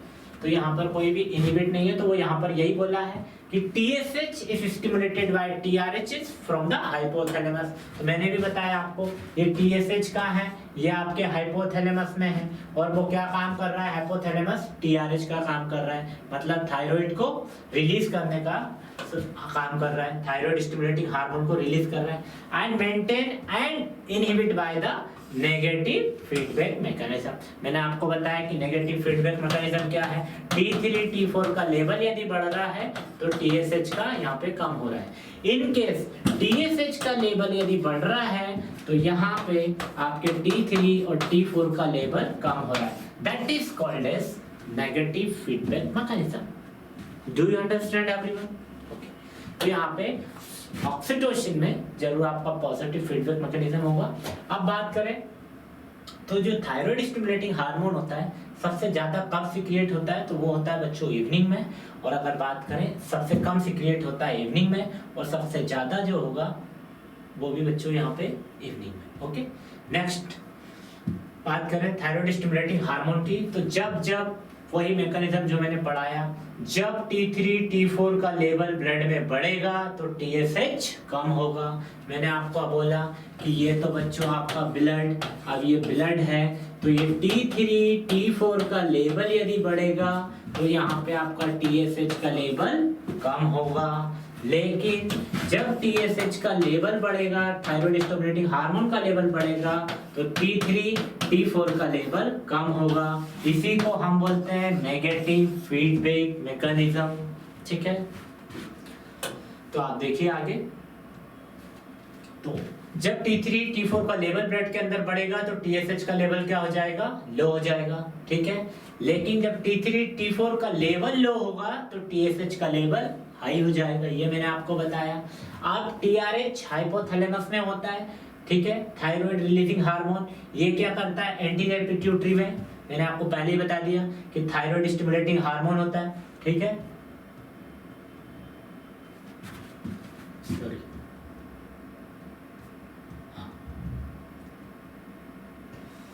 तो अब ये हाइपोथैलेमस के अंदर होता है बच्चों TRH, मतलब releasing hormone, thyroid releasing hormone. अब थायराइड स्टिमुलेटिंग हार्मोन कहाँ पर होता है, मैंने बोला था एंटीरियर पिट्यूटरी में होगा। अब ये क्या करता है, थायराइड ग्लैंड पर एक्ट करता है T3 और T4 हार्मोन, ठीक है, ये मैं आपको ऑलरेडी बता चुका हूँ। Now next hormone that is adrenocorticotropic hormone. अब मैं बता दूं आपको, इसको बच्चों ACTH हार्मोन भी कहते हैं, ठीक है। ये जो हार्मोन होता है तो मैं आपको बता दूं कहां पर एक्ट करता है, तो बच्चों ये आपकी एड्रिनल ग्लैंड पर एक्ट करता है। कहां पर एक्ट करता है? एड्रिनल ग्लैंड पर एक्ट करता है। तो आपको हमेशा याद रखना है कि ये जो हार्मोन होता है बच्चों ACTH या फिर एड्रिनोकॉर्टिकोट्रोपिक हार्मोन है, ये हमेशा कहां पर एक्ट करता है, तो ये आपकी एड्रिनल ग्लैंड पर एक्ट करता है, ठीक है। कोई डाउट? तो एड्रिनल ग्लैंड पर ये क्या करेगा, आपकी ग्लैंड पर एक्ट करेगा। अब ये एड्रिनल ग्लैंड पर एक्ट करता भी है, तो यहाँ पे मैं आपको बता दूं कि एड्रिनल ग्लैंड जो होती है बच्चों वो होगी आपकी दो। ये होती है आपकी किडनी, ठीक है, ये आपके यूरेटर होते हैं और ये आपका यूरेथ्रा बन जाता है, ब्लेडर बन जाता है और देन यूरेथ्रा। अब जो ये यहाँ पर ये जो किडनी है, इन किडनी के जस्ट ऊपर होती है, इन्हीं को हम क्या बोलेंगे, एड्रिनल ग्लैंड। एड्रिनल ग्लैंड को हम हमेशा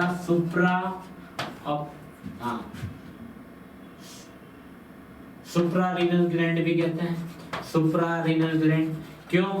कि किडनी को हमने क्या बोला, रीनल, तो इसके ऊपर है, इसलिए हम इसको क्या बोलेंगे, सुप्रारीनल ग्लैंड। कौन सी ग्लैंड? सुप्रारीनल ग्लैंड, ठीक है। तो यहाँ पर आपको समझ में आया कि ये जो सुप्रारीनल ग्लैंड है या किडनी के ऊपर बैठी वाली जो ग्लैंड है, वन पेयर होता है, दो ग्लैंड होती हैं। ये दो ही ग्लैंड क्या करती हैं, यहाँ पे इन्हीं दोनों ग्लैंड को बोलते हैं एड्रिनल ग्लैंड। तो ये एड्रिनोकॉर्टिकोट्रोपिक हार्मोन, जिसको ACTH हार्मोन कहते हैं, इसी ग्लैंड पर एक्ट करता है। इतना कॉन्सेप्ट क्लियर है? ओके। अब ये क्या एक्ट करता है वो अब आप देखें कि अब ये क्या है बच्चों, ये भी मैंने क्या बोला, ये तो आपका हाइपोथैलेमस, ये आपका पिट्यूटरी, ये एंटीरियर पिट्यूटरी, ये पोस्टीरियर पिट्यूटरी, ये इंटरमीडिएट पिट्यूटरी। तो ये हार्मोन है वो सिक्रिएट होगा कॉर्टिकोट्रॉप से, ठीक है, कॉर्टिकोट्रॉप से। अब ये जो हार्मोन होगा वो कहाँ से होगा, एंटीरियर पिट्यूटरी से। अभी हम एंटीरियर की हार्मोन पढ़ रहे हैं, मैंने आपको बताया LPG ATMF है। तो अभी हम कहाँ पे आ गए, A पर आ गए, ठीक है। LPG हमने पढ़ लिया है, ठीक है। तो यहाँ पे ये जो हार्मोन है वो क्या, कॉर्टिकोट्रॉप क्रिएट होता है, कहाँ से, एंटीरियर पिट्यूटरी से। अब ये यहाँ पे मैं आपको बता दूं कि एड्रिनल कॉर्टेक्स पे काम करता है। कहाँ पे? एड्रिनल ग्लैंड के अंदर भी एड्रिनल कॉर्टेक्स पे काम करता है, मेड्यूला पे नहीं करता है। मैं बताऊंगा मेड्यूला किसे कहते हैं, कॉर्टेक्स किसे कहते हैं। क्या कराता है फिर ये, for the secretion of the corticosteroids. अब ये बच्चों ये इस टाइप की आपकी ये ग्लैंड होती है, इसके अंदर में ये जो ग्लैंड होती है, ठीक है, ये जो होता है ये क्या होगा बच्चों, आपका मेड्यूला, ठीक है, मेड्यूला। अब ये जो तीनों लेयर होती हैं, ये जो आउटर लेयर की बात करें, ये तीनों लेयर हैं, ये outer layer of adrenal gland है, या इसी पे ही एड्रिनल ग्लैंड की आउटर लेयर पर ही एड्रिनोकॉर्टिकोट्रोपिक हार्मोन काम करता है, ठीक है। यहाँ से भी 3 हार्मोन रिलीज होते हैं, हर लेयर से हार्मोन रिलीज होते हैं। ये तीनों लेयर जब हम एड्रिनल ग्लैंड पढ़ेंगे तब मैं आपको बताऊंगा।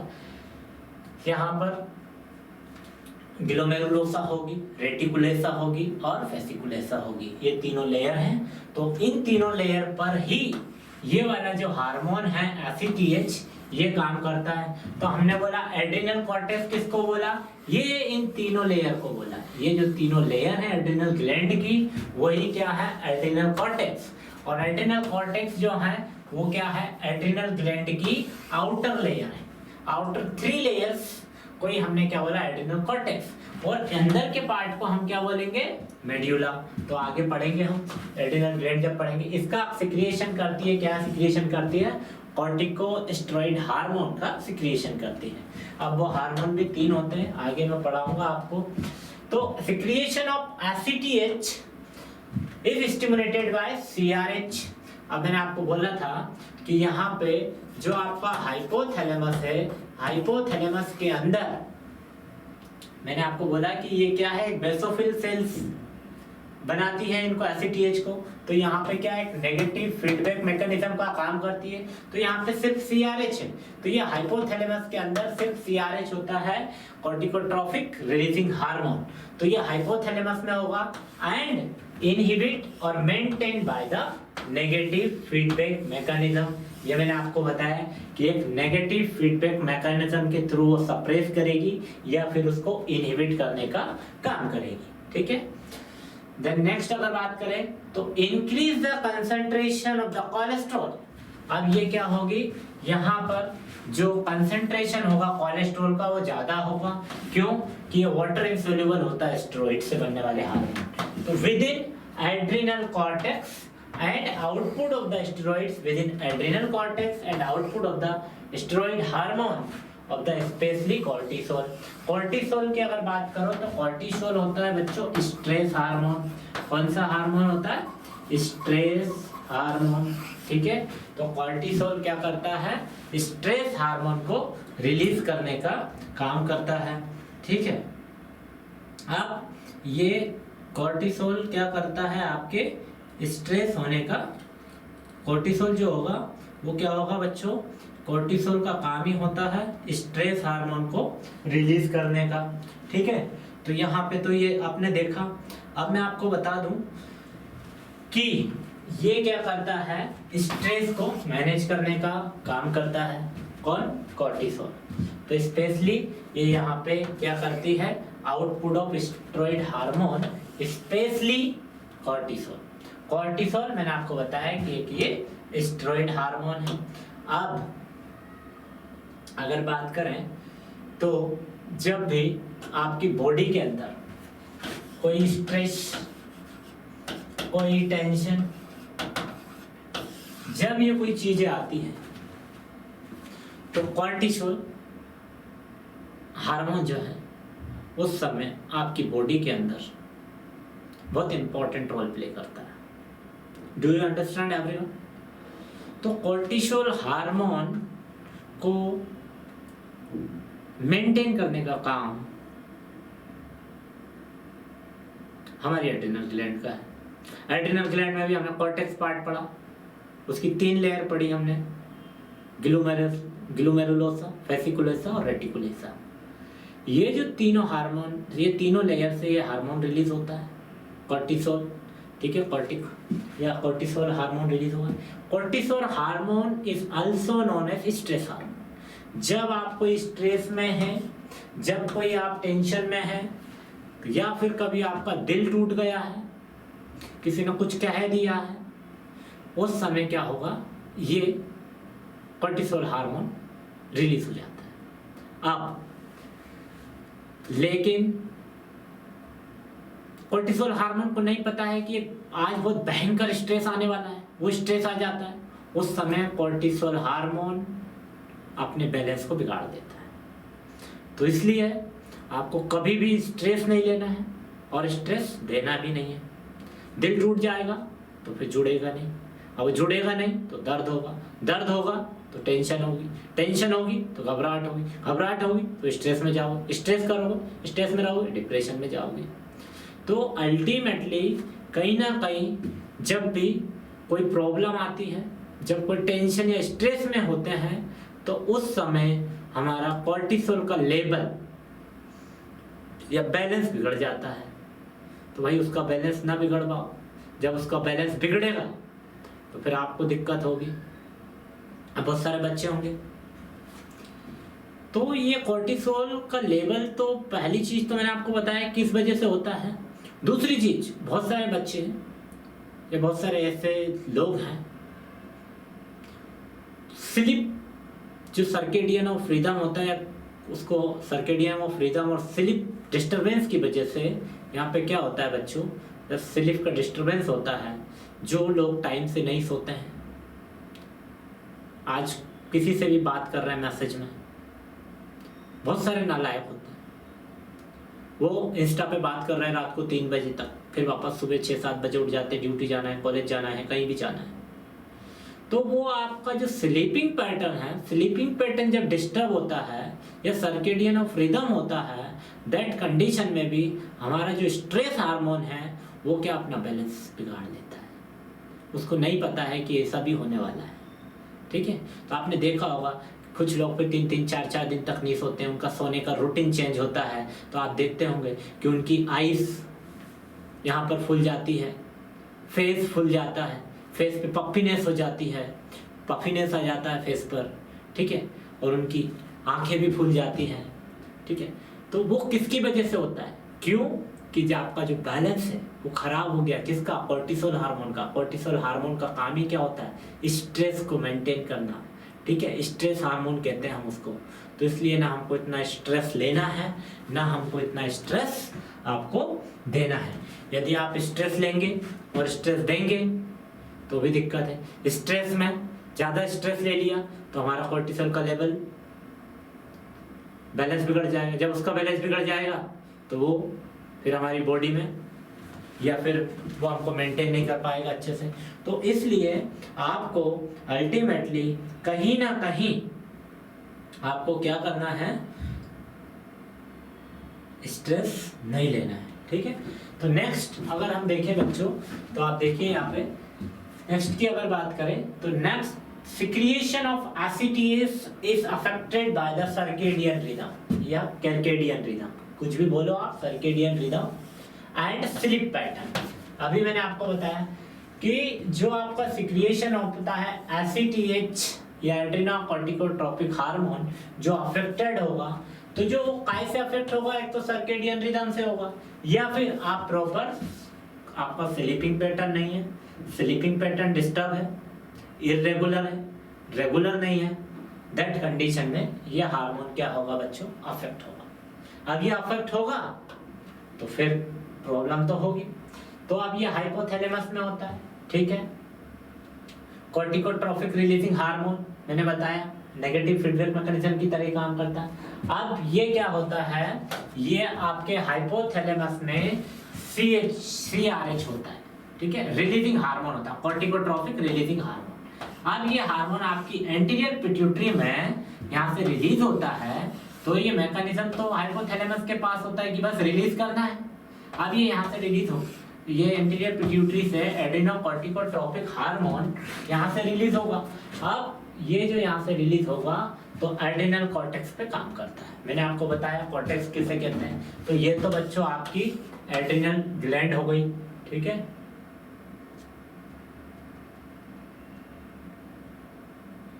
हाँ, तो एड्रेनल कॉर्टेक्स किसे कहते हैं, मेडुला किसे कहते हैं? तो मैं आपको बता दूं कि ये तो आपकी यहाँ पे एड्रेनल ग्लैंड हो गई। मैंने बोला था कि ये 3 लेयर होंगी। ठीक है, रेटिकुलेसा, फेसिकुलेसा और ग्लोमेरुलेसा। ठीक है, यहाँ पे होता है ये मेडुला, ये होगा मेडुला। ठीक है, ये जो तीनों लेयर हैं यही क्या है? कॉर्टेक्स। तो ये जो हमारा एसिटीएच हार्मोन है ये कहाँ पे काम करता है? तो ये आउटर पार्ट या outer layer of the adrenal gland पे काम करता है। उसी को हम क्या बोलते हैं? Adrenal cortex. ठीक है, अब एड्रेनल कॉर्टेक्स से हार्मोन निकलते हैं। एक ग्लूकोकॉर्टिकोइड निकलता है, एक मिनरलोकॉर्टिकोइड निकलता है, और एक एंड्रोजन जिसको हम क्या कहते हैं बच्चों? Sex hormone. ये तीनों हार्मोन वहां से आपके निकलते हैं। ठीक है, ग्लूकोकॉर्टिकोइड्स, साथ में मिनरलोकॉर्टिकोइड्स और एल्डोस्टेरोन। ठीक है, अब अगर बात करें बच्चों तो ग्लूकोकॉर्टिकोइड की बात करें तो ग्लूकोकॉर्टिकोइड होता है, वो होता है बच्चों कॉर्टिसोल। कॉर्टिसोल मैंने आपको बताया, इसी को हम क्या बोलते हैं? Stress hormone. इसी को क्या बोलते हैं हम? Stress hormone. ठीक है, ग्लूकोकॉर्टिकोइड्स को। अब यदि हम मिनरलोकॉर्टिकोइड्स की बात करें तो हम इसको बोलते हैं बच्चों एल्डोस्टेरोन। क्या बोलते हैं? एल्डोस्टेरोन। और एंड्रोजन जो है बच्चों वो क्या है? हमारा sex hormone.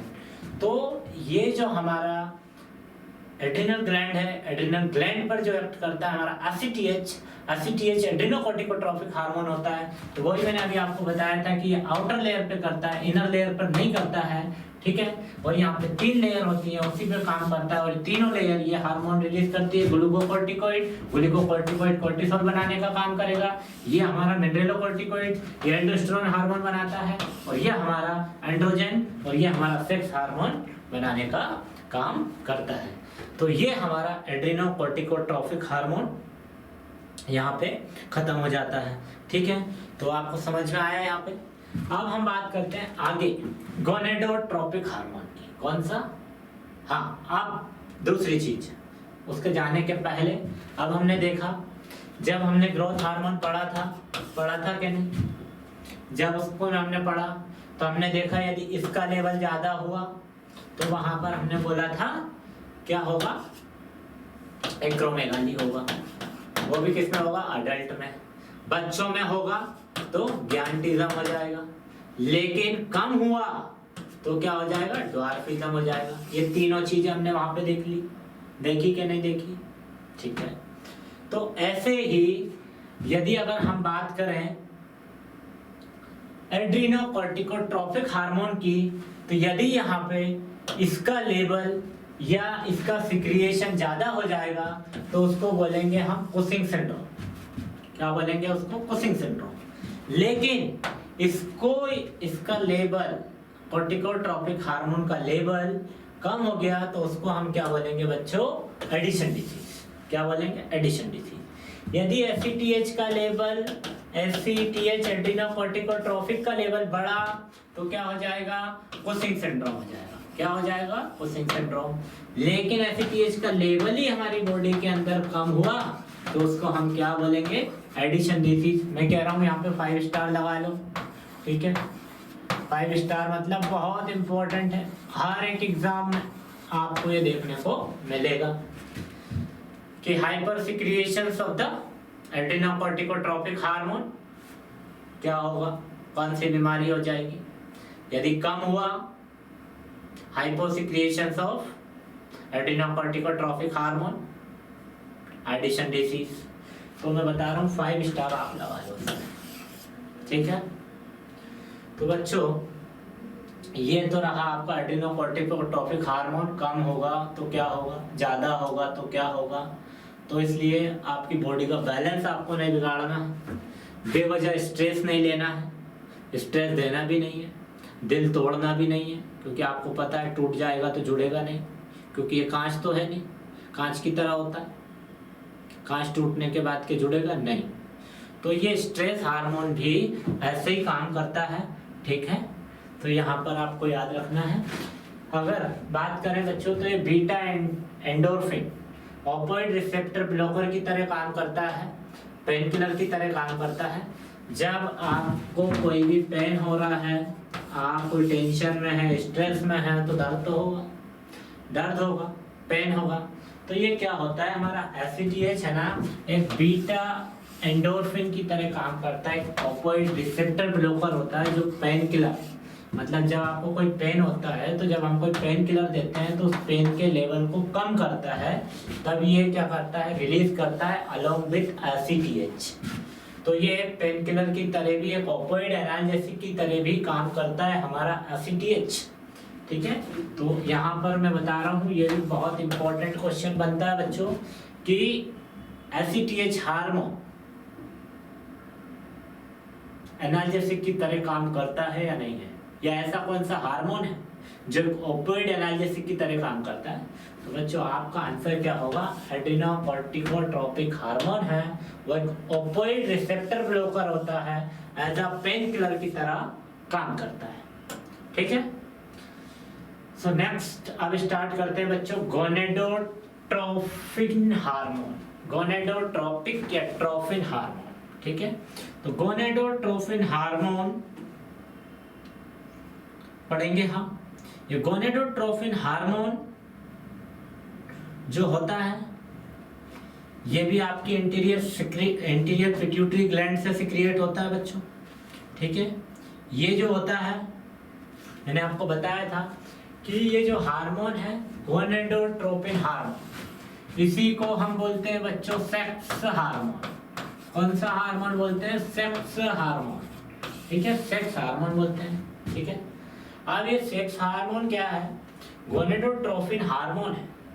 It is known as sex hormone. अब इसके अंदर आपका एफएसएच होगा बच्चों, एलएच होगा आपका, टेस्टोस्टेरोन होगा आपका, इसी में आपका एस्ट्रोजन होगा, इसी में आपका प्रोजेस्टेरोन होगा। ये सब हार्मोन हम पढ़ेंगे इसमें। Gonadotropin hormone, luteinizing hormone, follicle stimulating hormone, oestrogen, progesterone, testosterone. ठीक है। अब मैंने आपको जब प्रोलेक्टिन पढ़ाया था तो आपको मैंने बताया था जब हमारी बॉडी के अंदर प्रोलेक्टिन का सिक्रिएशन होगा तब वो क्या कर देगा, एफएसएच के लेवल को और एलएच के लेवल को कम कर देगा। कम कर देगा तो फोलिकुलोजेनेसिस नहीं होगा, वो नहीं होगा तो ओवुलेशन नहीं होगा, ओवुलेशन नहीं होगा तो मेंस्ट्रुएशन साइकिल कंडक्ट नहीं होगा। ठीक है, वो नहीं होगा तो प्रेगनेंसी नहीं होगी। तो प्रोलेक्टिन क्या है, एक नेचुरल फैमिली प्लानिंग मेथड्स की तरह भी काम करता है, लैक्टेशन एमनूरिया मेथड्स की तरह। अब गोनेडोट्रोफिक हार्मोन हम पढ़ रहे हैं तो इसको हम बोलते हैं sex hormone. So here you can see कि sex hormone it is known as gonadotroph and which is secreted by the anterior pituitary gland। मैं हर हार्मोन में बता रहा हूँ आपको। ये आपका हाइपोथैलेमस है, ये आपका पिट्यूटरी ग्लैंड है, ये आपका एंटीरियर पिट्यूटरी है, ये आपका पोस्टीरियर पिट्यूटरी है और ये इंटरमीडिएट है। यहाँ से 7 हार्मोन होते हैं रिलीज। तो हम ये वाला 5वां हार्मोन पढ़ रहे हैं। ठीक है। अब अगर बात करें पोस्टीरियर से 2 होते हैं, वो हम आगे पढ़ेंगे। तो ये जो आपका गोनेडोट्रोफ हार्मोन है इसी को हम बोल रहे हैं बच्चों कि ये सेक्स हार्मोन होता है। कौन सा हार्मोन होता है? Sex hormone. और ये कहाँ से सिक्रिएट होता है? ये आपकी एंटीरियर पिट्यूटरी से सिक्रिएट होने वाला हार्मोन है। ठीक है। अब अगर हम बात करें तो एफएसएच, अब ये क्या करता है? Sex hormone, follicle stimulating hormone और ल्यूटिनाइजिंग हार्मोन। अब ये हार्मोन का काम क्या होता है बच्चों? एफएसएच को तो हमने बोला है कि फॉलिकल स्टिमुलेटिंग हार्मोन, एलएच को बोला है ल्यूटिनाइजिंग हार्मोन। तो ये स्टिमुलेट या प्रोडक्शंस ऑफ द गैमेट्स। तो can you tell me what are the difference between gametes and the gonads? बताइए, गैमेट्स और गॉनेट्स किसे कहेंगे हम? बता दो आप, गैमेट्स या गॉनेट्स?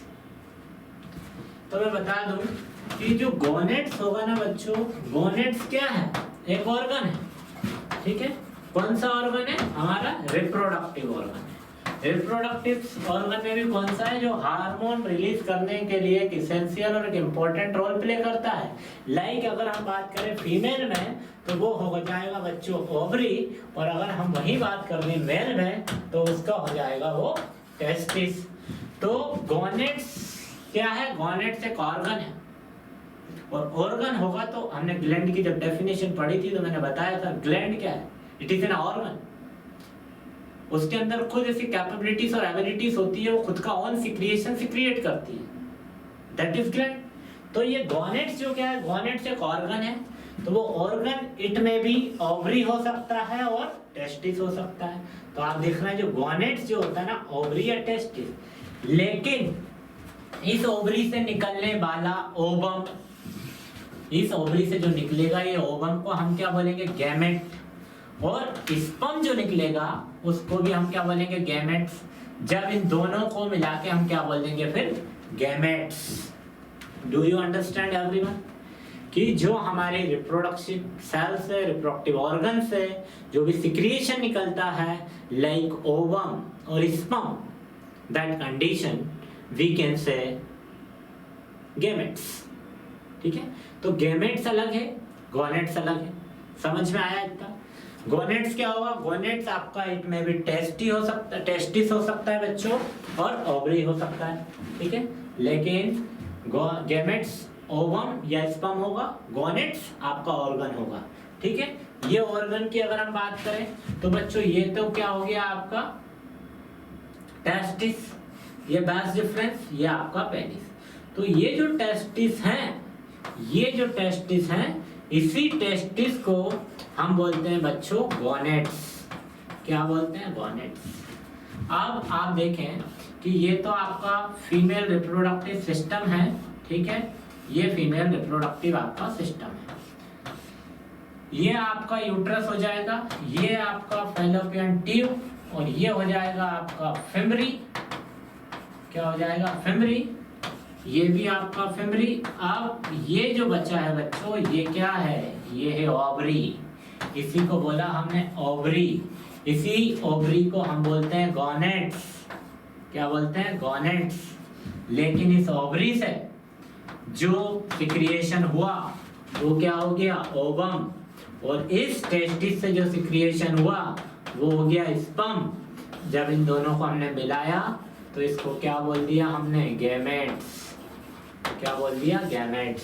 समझ में आया? गैमेट्स क्या है और गॉनेट्स क्या है?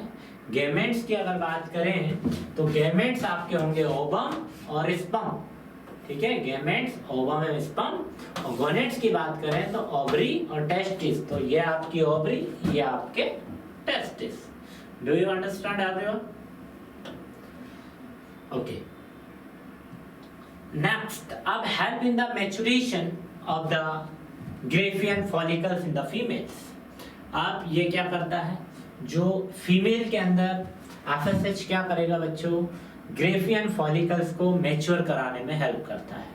जो फीमेल के अंदर ग्रेफियन फॉलिकल्स होते हैं उनको मैच्योर करने में ये हमारा एफएचएस क्या करता है बच्चों? हेल्प करता है, स्पेशली फीमेल में। लेकिन अगर फिर हम फीमेल की बात कर ही रहे हैं तो फीमेल के अंदर जो एफएसएच होगा या एलएच होगा, FSH and LH involved in the secretion of estrogen and progesterone during the menstruation cycle। अब ये क्या करेंगे बच्चों? यहाँ पे क्या होगा कि जो आपका प्रोजेस्टेरोन है और आपका एस्ट्रोजन है, ये एफएसएच और एलएच इन्वॉल्व हो जाएंगे और ये क्या करेंगे? सिक्रिएशन करा देंगे एस्ट्रोजन और प्रोजेस्टेरोन का। कब? During the menstruation cycle. जब भी आपका मेंस्ट्रुएशन साइकिल होगा उस समय क्या जो एफएसएच और एलएच इन्वॉल्व कब हो जाएंगे? तो involve in the secretions of oestrogen and progesterone during the menstruation cycle. तो फीमेल के मेंस्ट्रुएशन साइकिल में ये क्या करेंगे? वहां पर इन्वॉल्व हो जाएंगे। ठीक है, अब बात करूं एस्ट्रोजन और प्रोजेस्टेरोन की, तो ये मैंने आपको बताया था कि ये भी क्या होगा? एफएसएच भी कम हो जाएगा, एलएच भी कम हो जाएगा। अब ये क्या करते हैं? एस्ट्रोजन के साथ में क्या होंगे? एस्ट्रोजन और प्रोजेस्टेरोन जब होंगे बॉडी के अंदर तो ये क्या कर देंगे? इनको कम कर देंगे, एफएसएच को भी कम कर देंगे और एलएच को भी कम कर देंगे। ठीक है, तो ये दोनों को कम कर देता है हमारा कौन बच्चों? एस्ट्रोजन और प्रोजेस्टेरोन। एस्ट्रोजन क्या करता है? एस्ट्रोजन कर देता है बच्चों आपके एफएसएच फॉलिकल स्टिमुलेटिंग हार्मोन को भी कम कर देगा और एलएच को भी यहाँ पे कम कर देता है। ठीक है, अब अगर बात करें हम एलएच की, तो एलएच क्या करता है बच्चों? फीमेल के अंदर एलएच तो act on the mature Graafian follicles. अब ये क्या करता है? यहाँ पर जो हमारी फीमेल है उनके ग्रेफियन फॉलिकल्स हैं उनको मैच्योर कराने का काम करता है। तो मैंने कहा था आपसे, और यही क्या करता है? उसी पे जाकर के एक्ट करता है। जब ये उस पर जाकर के एक्ट करेगा, कहाँ पर? मैच्योर ग्रेफियन फॉलिकल्स पर एक्ट करता है। क्या करता है? एलएच हार्मोन कहाँ एक्ट करेगा? ग्रेफियन फॉलिकल्स पर। ठीक है, अब ये क्या करेगा? रप्चर हो जाएगा फॉलिकल्स, और जब ये हो जाएंगे फॉलिकल्स रप्चर तो ये क्या कर देंगे बच्चों? ओवम को रिलीज कर देंगे। अब ये ओवम रिलीज करेंगे तो ओवम क्या करा देगा? ओवुलेशन। अब ओवुलेशन हो जाएगा तो क्या हो जाएगा बच्चों? यहाँ पे मेंस्ट्रुएशन। क्या हो जाएगा यहाँ पे? मेंस्ट्रुएशन। तो ये हो जाएगा हमारा मेंस्ट्रुएशन। तो मेंस्ट्रुएशन में भी हमारी 3 फेजेस होंगे। पहला जो होगा 1 to 5 डेज का वो होगा बच्चों ब्लीडिंग फेज। ठीक है, दूसरा हो जाएगा 6 से लेके 14 फेज और नेक्स्ट 14 डेज का। तो टोटल मिला के ये आपका 28 दिन का एमसी का ये साइकिल हो जाएगा। ठीक है, तो आगे हम देखते हैं ये जो है तो कार्पस ल्यूटियम एक्टिव या कांस्टेंट फेज में आ जाएगा, तब वो सिक्रिएशन कर लेगा मेनली प्रोजेस्टेरोन का। तो प्रोजेस्टेरोन क्या होता है, responsible for the maintain of the pregnancy. अब ये क्या होगा, यहाँ पर कार्पस ल्यूटियम एक्टिव और कांस्टेंट फेज में आने के बाद में वो सिक्रिएट कर देता है प्रोजेस्टेरोन को। तो प्रोजेस्टेरोन का काम ही क्या होता है, प्रोजेस्टेरोन क्या कर सकता है, प्रोजेस्टेरोन का काम होता है बच्चों यहाँ पे प्रोटेक्शन ऑफ द प्रेगनेंसी। और ये यहाँ पर जो हमारी प्रेगनेंसी है या बेबी है उसको क्या कर सकता है, ये पी यानी प्रोजेस्टेरोन, और ये पी क्या कर देगा, प्रोटेक्शन कराने का काम कर देगा। अब जब प्रोजेस्टेरोन हमारी बॉडी के अंदर होगा तो उस समय पर LH नहीं होगा। क्यों LH वहां पर नहीं होगा, LH नहीं होगा तो यहाँ पर क्या होगा, आपका ओवम रिलीज नहीं होगा। मैंने कहा था आपसे कि ओवम रिलीज नहीं होगा। जब ओवम रिलीज नहीं होगा तो ओव्यूलेशन नहीं होगा, ओव्यूलेशन नहीं होगा तो मेंस्ट्रुएशन पीरियड नहीं आएगा। ठीक है, ये सब चीजें होंगी। तो ये आपका गोनेडोट्रोपिक हार्मोन का काम है। तो अगर बात करें बच्चों, सॉरी, तो अभी हम देख रहे थे यहाँ पे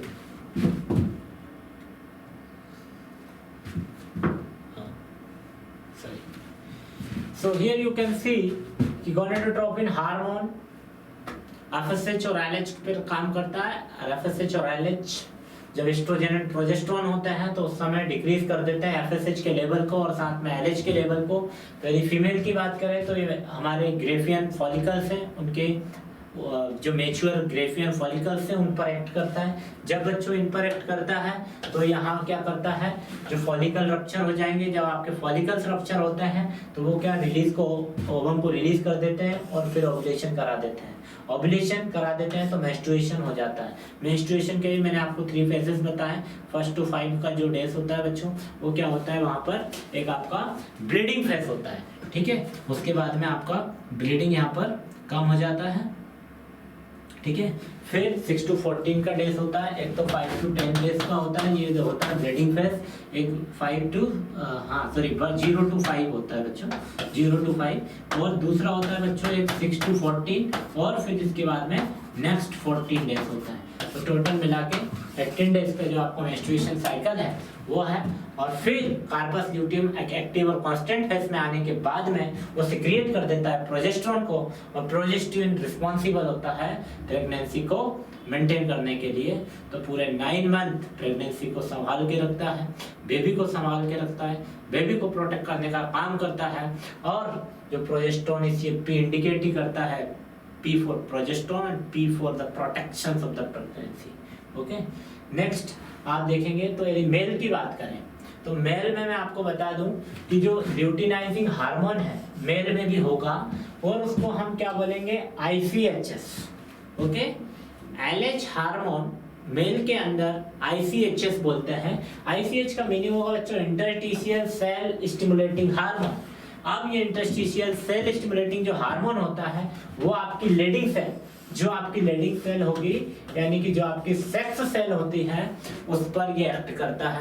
जब ये आप उस पर एक्ट करेगा तो यहाँ पे क्या होगा, जो आपकी टेस्टिस की सेल्स हैं वो इंटरस्टिशियल सेल हैं, वो क्या हो जाएंगी, स्टिमुलेट हो जाएंगी। जब वो स्टिमुलेट हो जाएंगी तो यहाँ पे आपके टेस्टोस्टेरोन हार्मोन को सिक्रिएट करेंगी। ठीक है, टेस्टोस्टेरोन हार्मोन सिक्रिएट हो जाएगा।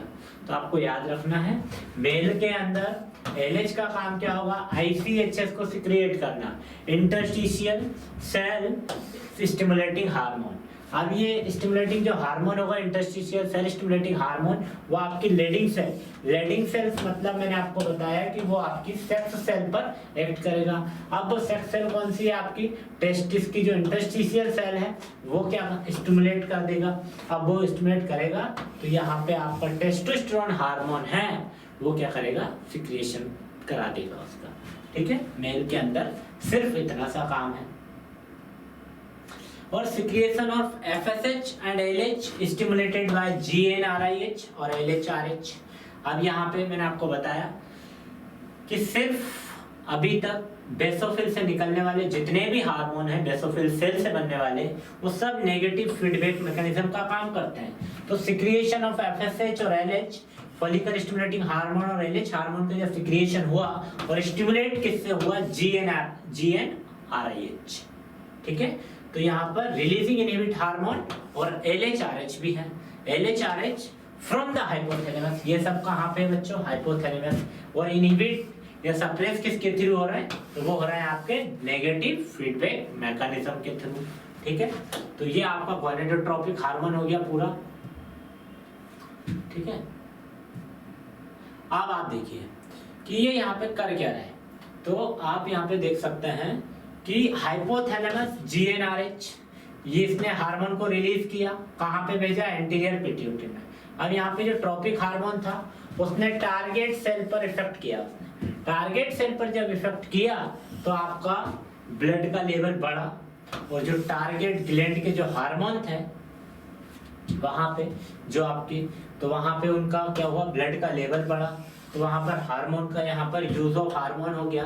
देन फिर वो डिक्रीज ब्लड लेवल, जो आपका जो ब्लड का लेवल है बच्चों वो डिक्रीज हो गया।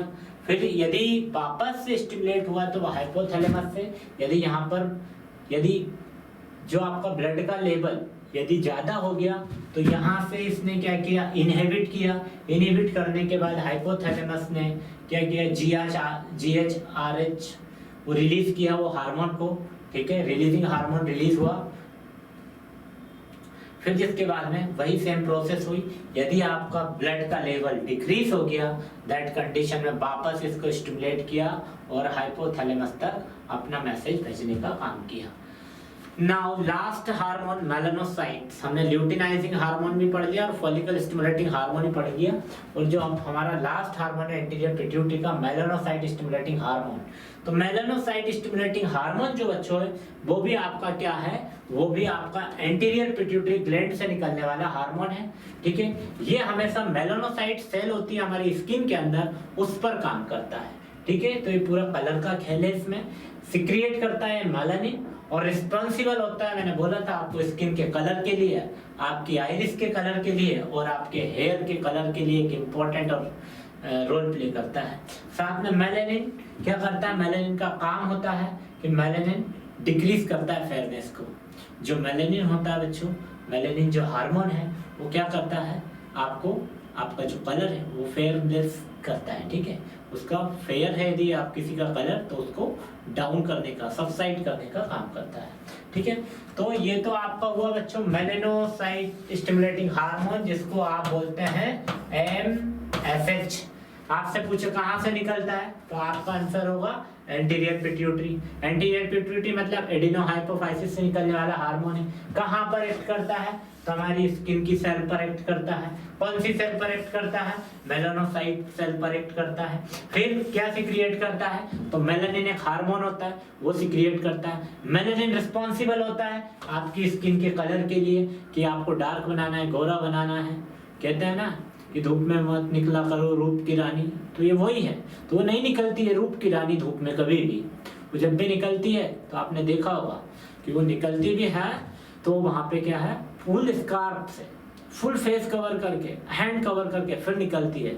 फिर लड़के कहते हैं कि ये तो हमसे भी फेयर कलर है इसका, ये तो हमसे भी गोरी है। क्यों? क्योंकि वो जब भी घर से जा रही है, स्कूटी से जा रही है या किसी से भी जा रही है, तो फेस कवर करके जा रही है। लेकिन यहाँ पे ऐसा नहीं हो रहा है। जो मेल होते हैं वो चले जाते हैं ऐसे, ना फेस कवर करते हैं ना कुछ करते हैं, और चले जाते हैं, और फिर वो कहते हैं कि नहीं लड़कियां गोरी हैं। तो रीजन ये है क्योंकि जो आपकी बॉडी पर जो सनराइज हो रहा है या सन की अल्ट्रावायलेट जो रेसेस हैं वो आपके डायरेक्ट फेस पर पड़ती है, और यही जो मेलानिन जो होता है, तो मेलानिन का काम ही होता है स्किन के कलर को फेयरनेस करना, मतलब डिक्रीज करता है फेयरनेस को। तो ये जब सिक्रिएट होगा मेलानिन, तो मेलानिन का काम क्या है कि आपकी फेयरनेस को डिक्रीज करता है, ठीक है। अब साथ में आपके आइरिस और आइरिस का कलर, और साथ में ये आपके हेयर के कलर को भी क्या करता है, डिक्रीज करता है, ठीक है। नेक्स्ट, अब आप डिसऑर्डर ऑफ ये देख लीजिए कि जो मेलानिन है, मेलानिन के क्या डिसऑर्डर होंगे। तो पहला डिसऑर्डर विटिलिगो होगा। तो विटिलिगो में क्या होगा, पार्शियल डेफिशिएंसी ऑफ मेलेनिन होगा और white patches of the skin होगा। अब आप देखिए यहाँ पर ये जो है, तो देखिए आप यहाँ पे ये जो एरिया दिख रहा है इनका, ये जो एरिया दिख रहा है, तो ये जो पार्शियल डेफिशिएंसी यदि मेलेनिन की होगी, यदि पार्शियल डेफिशिएंसी यदि मेलेनिन की होगी तो उसको हम क्या बोलेंगे, विटिलिगो बोलेंगे। तो deficiency, partial deficiency of the vitiligo, it is also called as, sorry, partial deficiency of melanin, it is called as vitiligo. जब हमारी बॉडी के अंदर पार्शियल डेफिशिएंसी हो जाएगी तो हम उसको क्या बीमारी नाम देंगे बच्चों, विटिलिगो। अब कौन से हार्मोन की कमी से होने वाली ये है, तो मेलेनिन का जब लेवल कम हो जाएगा या पार्शियल डेफिशिएंसी हो जाएगी, उस कंडीशन में विटिलिगो होगा। अब विटिलिगो होगा तो क्या होगा, व्हाइट पैचेस हो जाएंगे। व्हाइट पैचेस कहाँ हो जाएंगे, स्किन पे। तो आप ये देख रहे हैं जो ये स्किन है, स्किन पे क्या होगा, व्हाइट पैचेस हो गए। तो ये क्या है, विटिलिगो में सिर्फ पार्शियल डेफिशिएंसी होगी। अब यदि हम कंप्लीट की बात करें तो एल्बिनिज्म बोलेंगे। तो आप देख रहे हैं ना, आप इस बच्चे को आप देख रहे होंगे यहाँ पे, तो ये कोई गोरा नहीं है, ये बच्चा गोरा नहीं है भाई, इसको मेलेनिन हार्मोन का कंप्लीट डेफिशिएंसी है। जो इसका हार्मोन है मेलेनिन, जो हार्मोन है ना बच्चों, जो मेलेनिन हार्मोन है, मैंने बोला था आपसे कि ये सिर्फ और सिर्फ कलर के लिए रिस्पॉन्सिबल है, कलर के लिए रिस्पॉन्सिबल है। अब यहाँ पे ये जो है कलर के लिए रिस्पॉन्सिबल है, ये मेलेनिन हार्मोन है, वो यहाँ पर क्या है, एक कंप्लीट डेफिशिएंसी। क्या है, कंप्लीट डेफिशिएंसी। जब complete deficiency of melanin hormone, it is called as albinism. ठीक है, इसको हम क्या बोलेंगे बच्चों, एल्बिनिज्म। अब लेक ऑफ मेलेनिन, जब मेलेनिन की कमी हुई, कब, कंप्लीटली, तो फिर पेशेंट ऐसा दिखेगा, बच्चा ऐसा दिखेगा। लेकिन वहीं यदि पार्शियल डेफिशिएंसी हो गई तो फिर ऐसे दिखेंगे, उनके अलग अलग स्पॉट हो जाएंगे स्किन पर, पूरी ऑल ओवर बॉडी पर व्हाइट पैचेस आपको देखने को मिलेंगे। व्हाइट पैचेस यदि पार्शियल डेफिशिएंसी हो रही है मेलेनिन की, that condition we can say vitiligo. If completely deficiency of the melanin hormone in the male or female, it is called as albinism। और भी देखो आप आगे, ठीक है। नेक्स्ट अब आप देखिए पेरिवाल्डिज्म्स। पेरिवाल्डिज्म्स में क्या होगा, कंजेनाइटल लैक ऑफ मेलेनिन। अब ये कंजेनाइटल है, अब ये लैक ऑफ मेलेनिन है। अब जहां जहां मेलेनिन नहीं है वहां वहां आप देखिए ये व्हाइट पैचेस आपको ऐसे देखने को मिलेंगे, तो उसको बोलेंगे हम पेरिवाल्डिज्म्स। तो ये क्या है, कंजेनाइटल बच्चों, यहाँ पर क्या है, मेलेनिन है। साथ में बहुत रेयरली होता है, it is very rare, what autosomal dominant disorders of the melanocyte development, एक ऑटोसोमल डिसऑर्डर है। अब ठीक है, नेक्स्ट आप देखिए, नेक्स्ट में होता है बच्चों पोलियोसिस। पोलियोसिस भी हमारे मेलेनिन की डेफिशिएंसी से होता है। इसमें क्या होता है, इसी को हम बोलते हैं बच्चों यहाँ पर ओलियोसिस सर्कमस्क्रिप्टा। क्या बोलेंगे, पोलियोसिस को हम बोलेंगे बच्चों यहाँ पर ओलियोसिस सर्कमस्क्रिप्टा। पोलियोसिस इज आल्सो कॉल्ड एज ओलियोसिस सर्कमस्क्रिप्टा। इसके अंदर क्या होगा, जहां जहां आपकी स्किन पे जहां जहां मेलेनिन हार्मोन नहीं होगा वहां पर वो हेयर क्या हो जाएंगे, आपके व्हाइट हो जाएंगे, और वो स्किन आपकी व्हाइट हो जाएगी।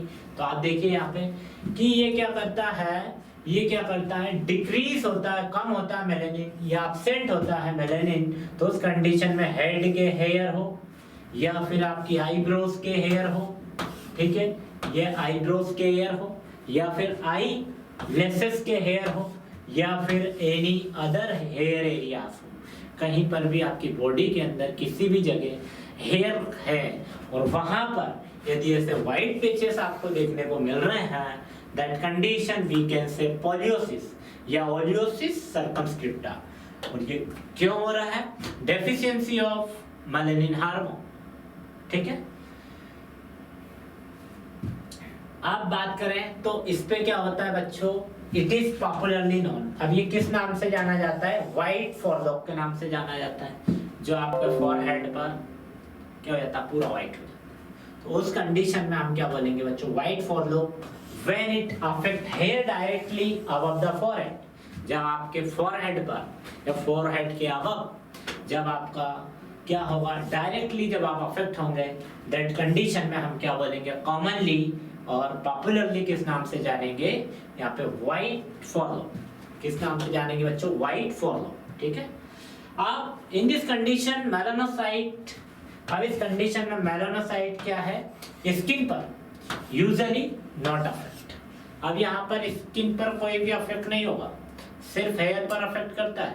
मैंने आपसे कहा फोरहेड के ऊपर जो भी हेयर होंगे, लाइक आपके आईब्रोज हो सकते हैं, आईलैशेस हो सकते हैं, कोई भी हेयर एरिया हो सकता है, हेड के हेयर हो सकते हैं, वहां पर अफेक्ट करेगा।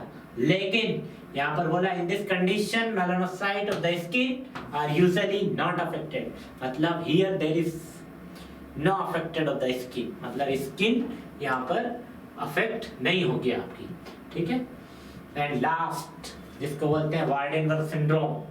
वार्डेनबर्ग सिंड्रोम में आप देखिए इसमें क्या होता है, वार्डेनबर्ग सिंड्रोम में आप देखिए मैडम कैसे देख रही है, देखिए आपकी मैडम ऐसा देख रही है, कैसा देख रही है, ऐसा देख रही है, बताइए आप। इसका मतलब ये देख नहीं रही है।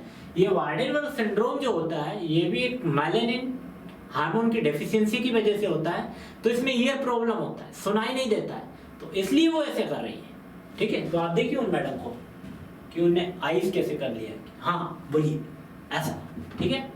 तो यहाँ पे इसको हम क्या बोलते हैं, देखो पोलियोसिस को हमने क्या बोला था, ओलियोसिस सर्कमस्क्रिप्टा।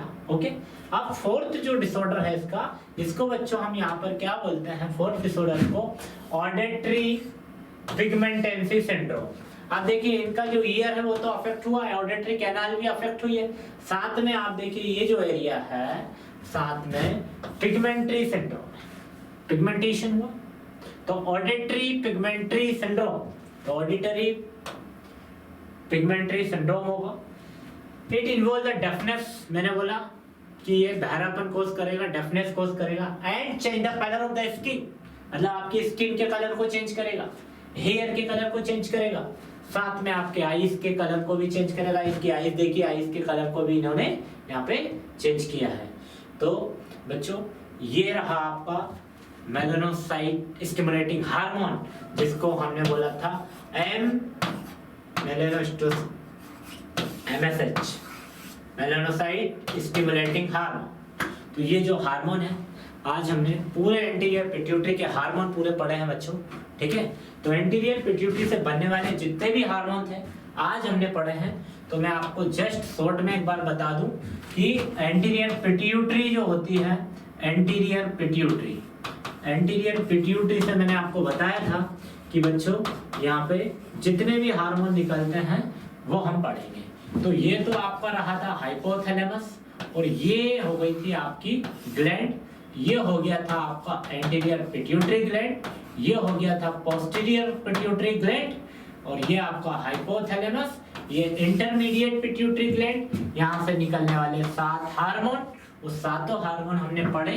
तो मैंने आपको ट्रिक बताया था उनको याद रखने का कि LPG, ATM और F, मतलब LPG का ATM F है। तो L फॉर ल्यूटिनाइजिंग हार्मोन, यहाँ पर prolactin hormone, growth hormone, adrenocorticotrophic hormone. यहाँ पर हमने फिर जिसके बाद में पढ़ा बच्चों थायराइड स्टिमुलेटिंग हार्मोन, फिर हमने पढ़ा यहाँ पे मेलानोसाइट हार्मोन, मेलानोसाइट MCH, यहाँ पर हमने पढ़ा उसके बाद MSH, मेलानोसाइट स्टिमुलेटिंग हार्मोन, और FSH, फॉलिकल स्टिमुलेटिंग हार्मोन। तो हमने देखा कि LH हार्मोन और FSH हमने एक ही साथ देखा जब इसमें हमने एस्ट्रोजन या फिर प्रोजेस्टेरोन देखा, और जो हमारे रिप्रोडक्टिव ऑर्गन्स हैं लाइक ओवरी और टेस्टिस पर ये हार्मोन एक्ट करता है। प्रोलैक्टिन हार्मोन की बात करें बच्चों, तो प्रोलैक्टिन हार्मोन हमेशा ब्रेस्ट पर एक्ट करता है। ग्रोथ हार्मोन मैंने आपको बताया कि आपकी बोन्स पर और आपकी स्केलेटल मसल्स हैं उस पर करता है। FCTH आपकी एड्रिनल ग्लैंड पर काम करता है। कहाँ पर काम करता है? एड्रिनल ग्लैंड पर। TSH आपकी थायराइड ग्लैंड पर एक्ट करता है, थायराइड ग्लैंड पर। मेलानोसाइट्स जो होता है वो आपकी स्किन पर करता है, और एफएसएच मैंने बताया ओवरी एंड टेस्टिस। तो हर एक हार्मोन के बारे में हमने पढ़ा। अब हम क्या करेंगे, एंटीरियर पिट्यूटरी आज हमारा यहीं विराम देते हैं इसको। एंटीरियर पिट्यूटरी को मैंने आपको बताया था कि एंटीरियर पिट्यूटरी को ही हम क्या बोलते हैं, एडिनो हाइपोफाइसिस बोलते हैं। क्या बोलते हैं, एडिनो हाइपोफाइसिस बोलते हैं, एडिनो हाइपोफाइसिस। इस दोनों के कनेक्शन के बीच में मैंने बताया था पोर्टल ब्लड फ्लो सिस्टम होता है, एक कनेक्शन होता है। इन दोनों के बीच के ट्रैक्ट को हम क्या बोलते हैं, हाइपोफाइजल ट्रैक्ट बोलते हैं। ठीक है, अब हम पढ़ेंगे कल से पोस्टीरियर पिट्यूटरी ग्लैंड, और ये सिर्फ आपको कुछ याद नहीं रखना है, 2 हार्मोन रिलीज करती है, कुछ नहीं 2 हार्मोन रिलीज करती है। तो पहला जो हार्मोन होगा पोस्टीरियर पिट्यूटरी से निकलने वाला हार्मोन, तो मैं आपको बता दूं, या कल हम जब पढ़ेंगे तो बच्चों बताऊं आपको, कल वापस पढ़ेंगे तो ये आपकी पिट्यूटरी ग्लैंड होगी। तो एंटीरियर पिट्यूटरी से जो 7 हार्मोन थे वो हमने सब पढ़ लिए, तो कल से नहीं पढ़ेंगे। ठीक है, अब इसके डिसऑर्डर हम बाद में पढ़ेंगे, पूरी पिट्यूटरी ग्लैंड के पूरे हार्मोन होने के बाद। अब पोस्टीरियर पिट्यूटरी हम पढ़ेंगे, तो कल आप एक बार पढ़ के आना, एक बार देखकर आना कि पोस्टीरियर पिट्यूटरी ग्लैंड क्या होता है, उसका नाम क्या होता है, क्यों ही इसको पोस्टीरियर पिट्यूटरी ग्लैंड बोलते हैं, इससे कितने हार्मोन निकलते हैं, कौन कौन सी बीमारी होगी, ये थोड़ा सा आप देख के आना, तो आपको बहुत मजा आएगा इधर पढ़ने में। तो मैं आपको बता दूं कि यहाँ से 2 हार्मोन होंगे, पोस्टीरियर पिट्यूटरी से निकलने वाले 2 हार्मोन होंगे। तो पोस्टीरियर पिट्यूटरी ग्लैंड के बारे में अब हम कल से क्या करेंगे बच्चों, यहाँ पे डिस्कस करेंगे पोस्टीरियर पिट्यूटरी। तो पोस्टीरियर पिट्यूटरी को ही हम क्या बोलते हैं, यहाँ पर न्यूरो हाइपोफाइसिस। ठीक है, न्यूरो हाइपोफाइसिस, न्यूरो हाइपोफाइसिस हम यहाँ पर बोलते हैं। ठीक है, आप क्यों बोलते हैं कि ये हमारे नर्वस टिश्यू से मिलकर के बनी होती है। नर्वस टिश्यू में भी कहाँ से मिलकर बनी होती है, जो आपकी पिट्यूसाइड सेल होती है, पिट्यूसाइड्स नर्व सेल हैं, उससे मिलकर बनी होती है, इसलिए इसको हम बोलते हैं न्यूरो हाइपोफाइसिस। पोस्टीरियर पिट्यूटरी से 2 हार्मोन रिलीज करती है। सर 2 हार्मोन कौन से रिलीज करती है, तो मैं आपको बता दूं, एक जो हार्मोन होता है बच्चों ऑक्सीटोसिन, और दूसरा जो हार्मोन होता है वो होता है आपका एडीएच। एडीएच मतलब एंटी डायूरेटिक हार्मोन और वैसोप्रेसिन हार्मोन। ठीक है, ये हम कल पढ़ेंगे। और फिर ये जो हार्मोन है तो ये सिर्फ स्टोर रहते हैं हमारी पिट्यूटरी ग्लैंड में, लेकिन जो आपका हाइपोथैलेमस है, हाइपोथैलेमस क्या करता है, यहाँ पे जो आपका हाइपोथैलेमस है वो यहाँ से सिक्रिएट करता है, और यहाँ पे सिर्फ ये होंगे आपके स्टोर, ये स्टोर होते हैं। तो कल पढ़ेंगे कि सुप्रा ऑप्टिव न्यूक्लियाई क्या करती है। यहाँ पे 2 न्यूक्लियाई होती है बच्चों। ठीक है, 2 न्यूक्लियाई होगी। ठीक है, वो न्यूक्लियाई में से 2 न्यूक्लियाई होगी, एक सुप्रा ऑप्टिव न्यूक्लियाई होगी, दूसरा होगा पैरा वेंट्रिकुलर न्यूक्लियाई। तो ये हर एक न्यूक्लियाई अलग अलग हार्मोन रिलीज करती है। सुप्रा ऑप्टिव न्यूक्लियाई क्या करेगी, ऑक्सीटोसिन,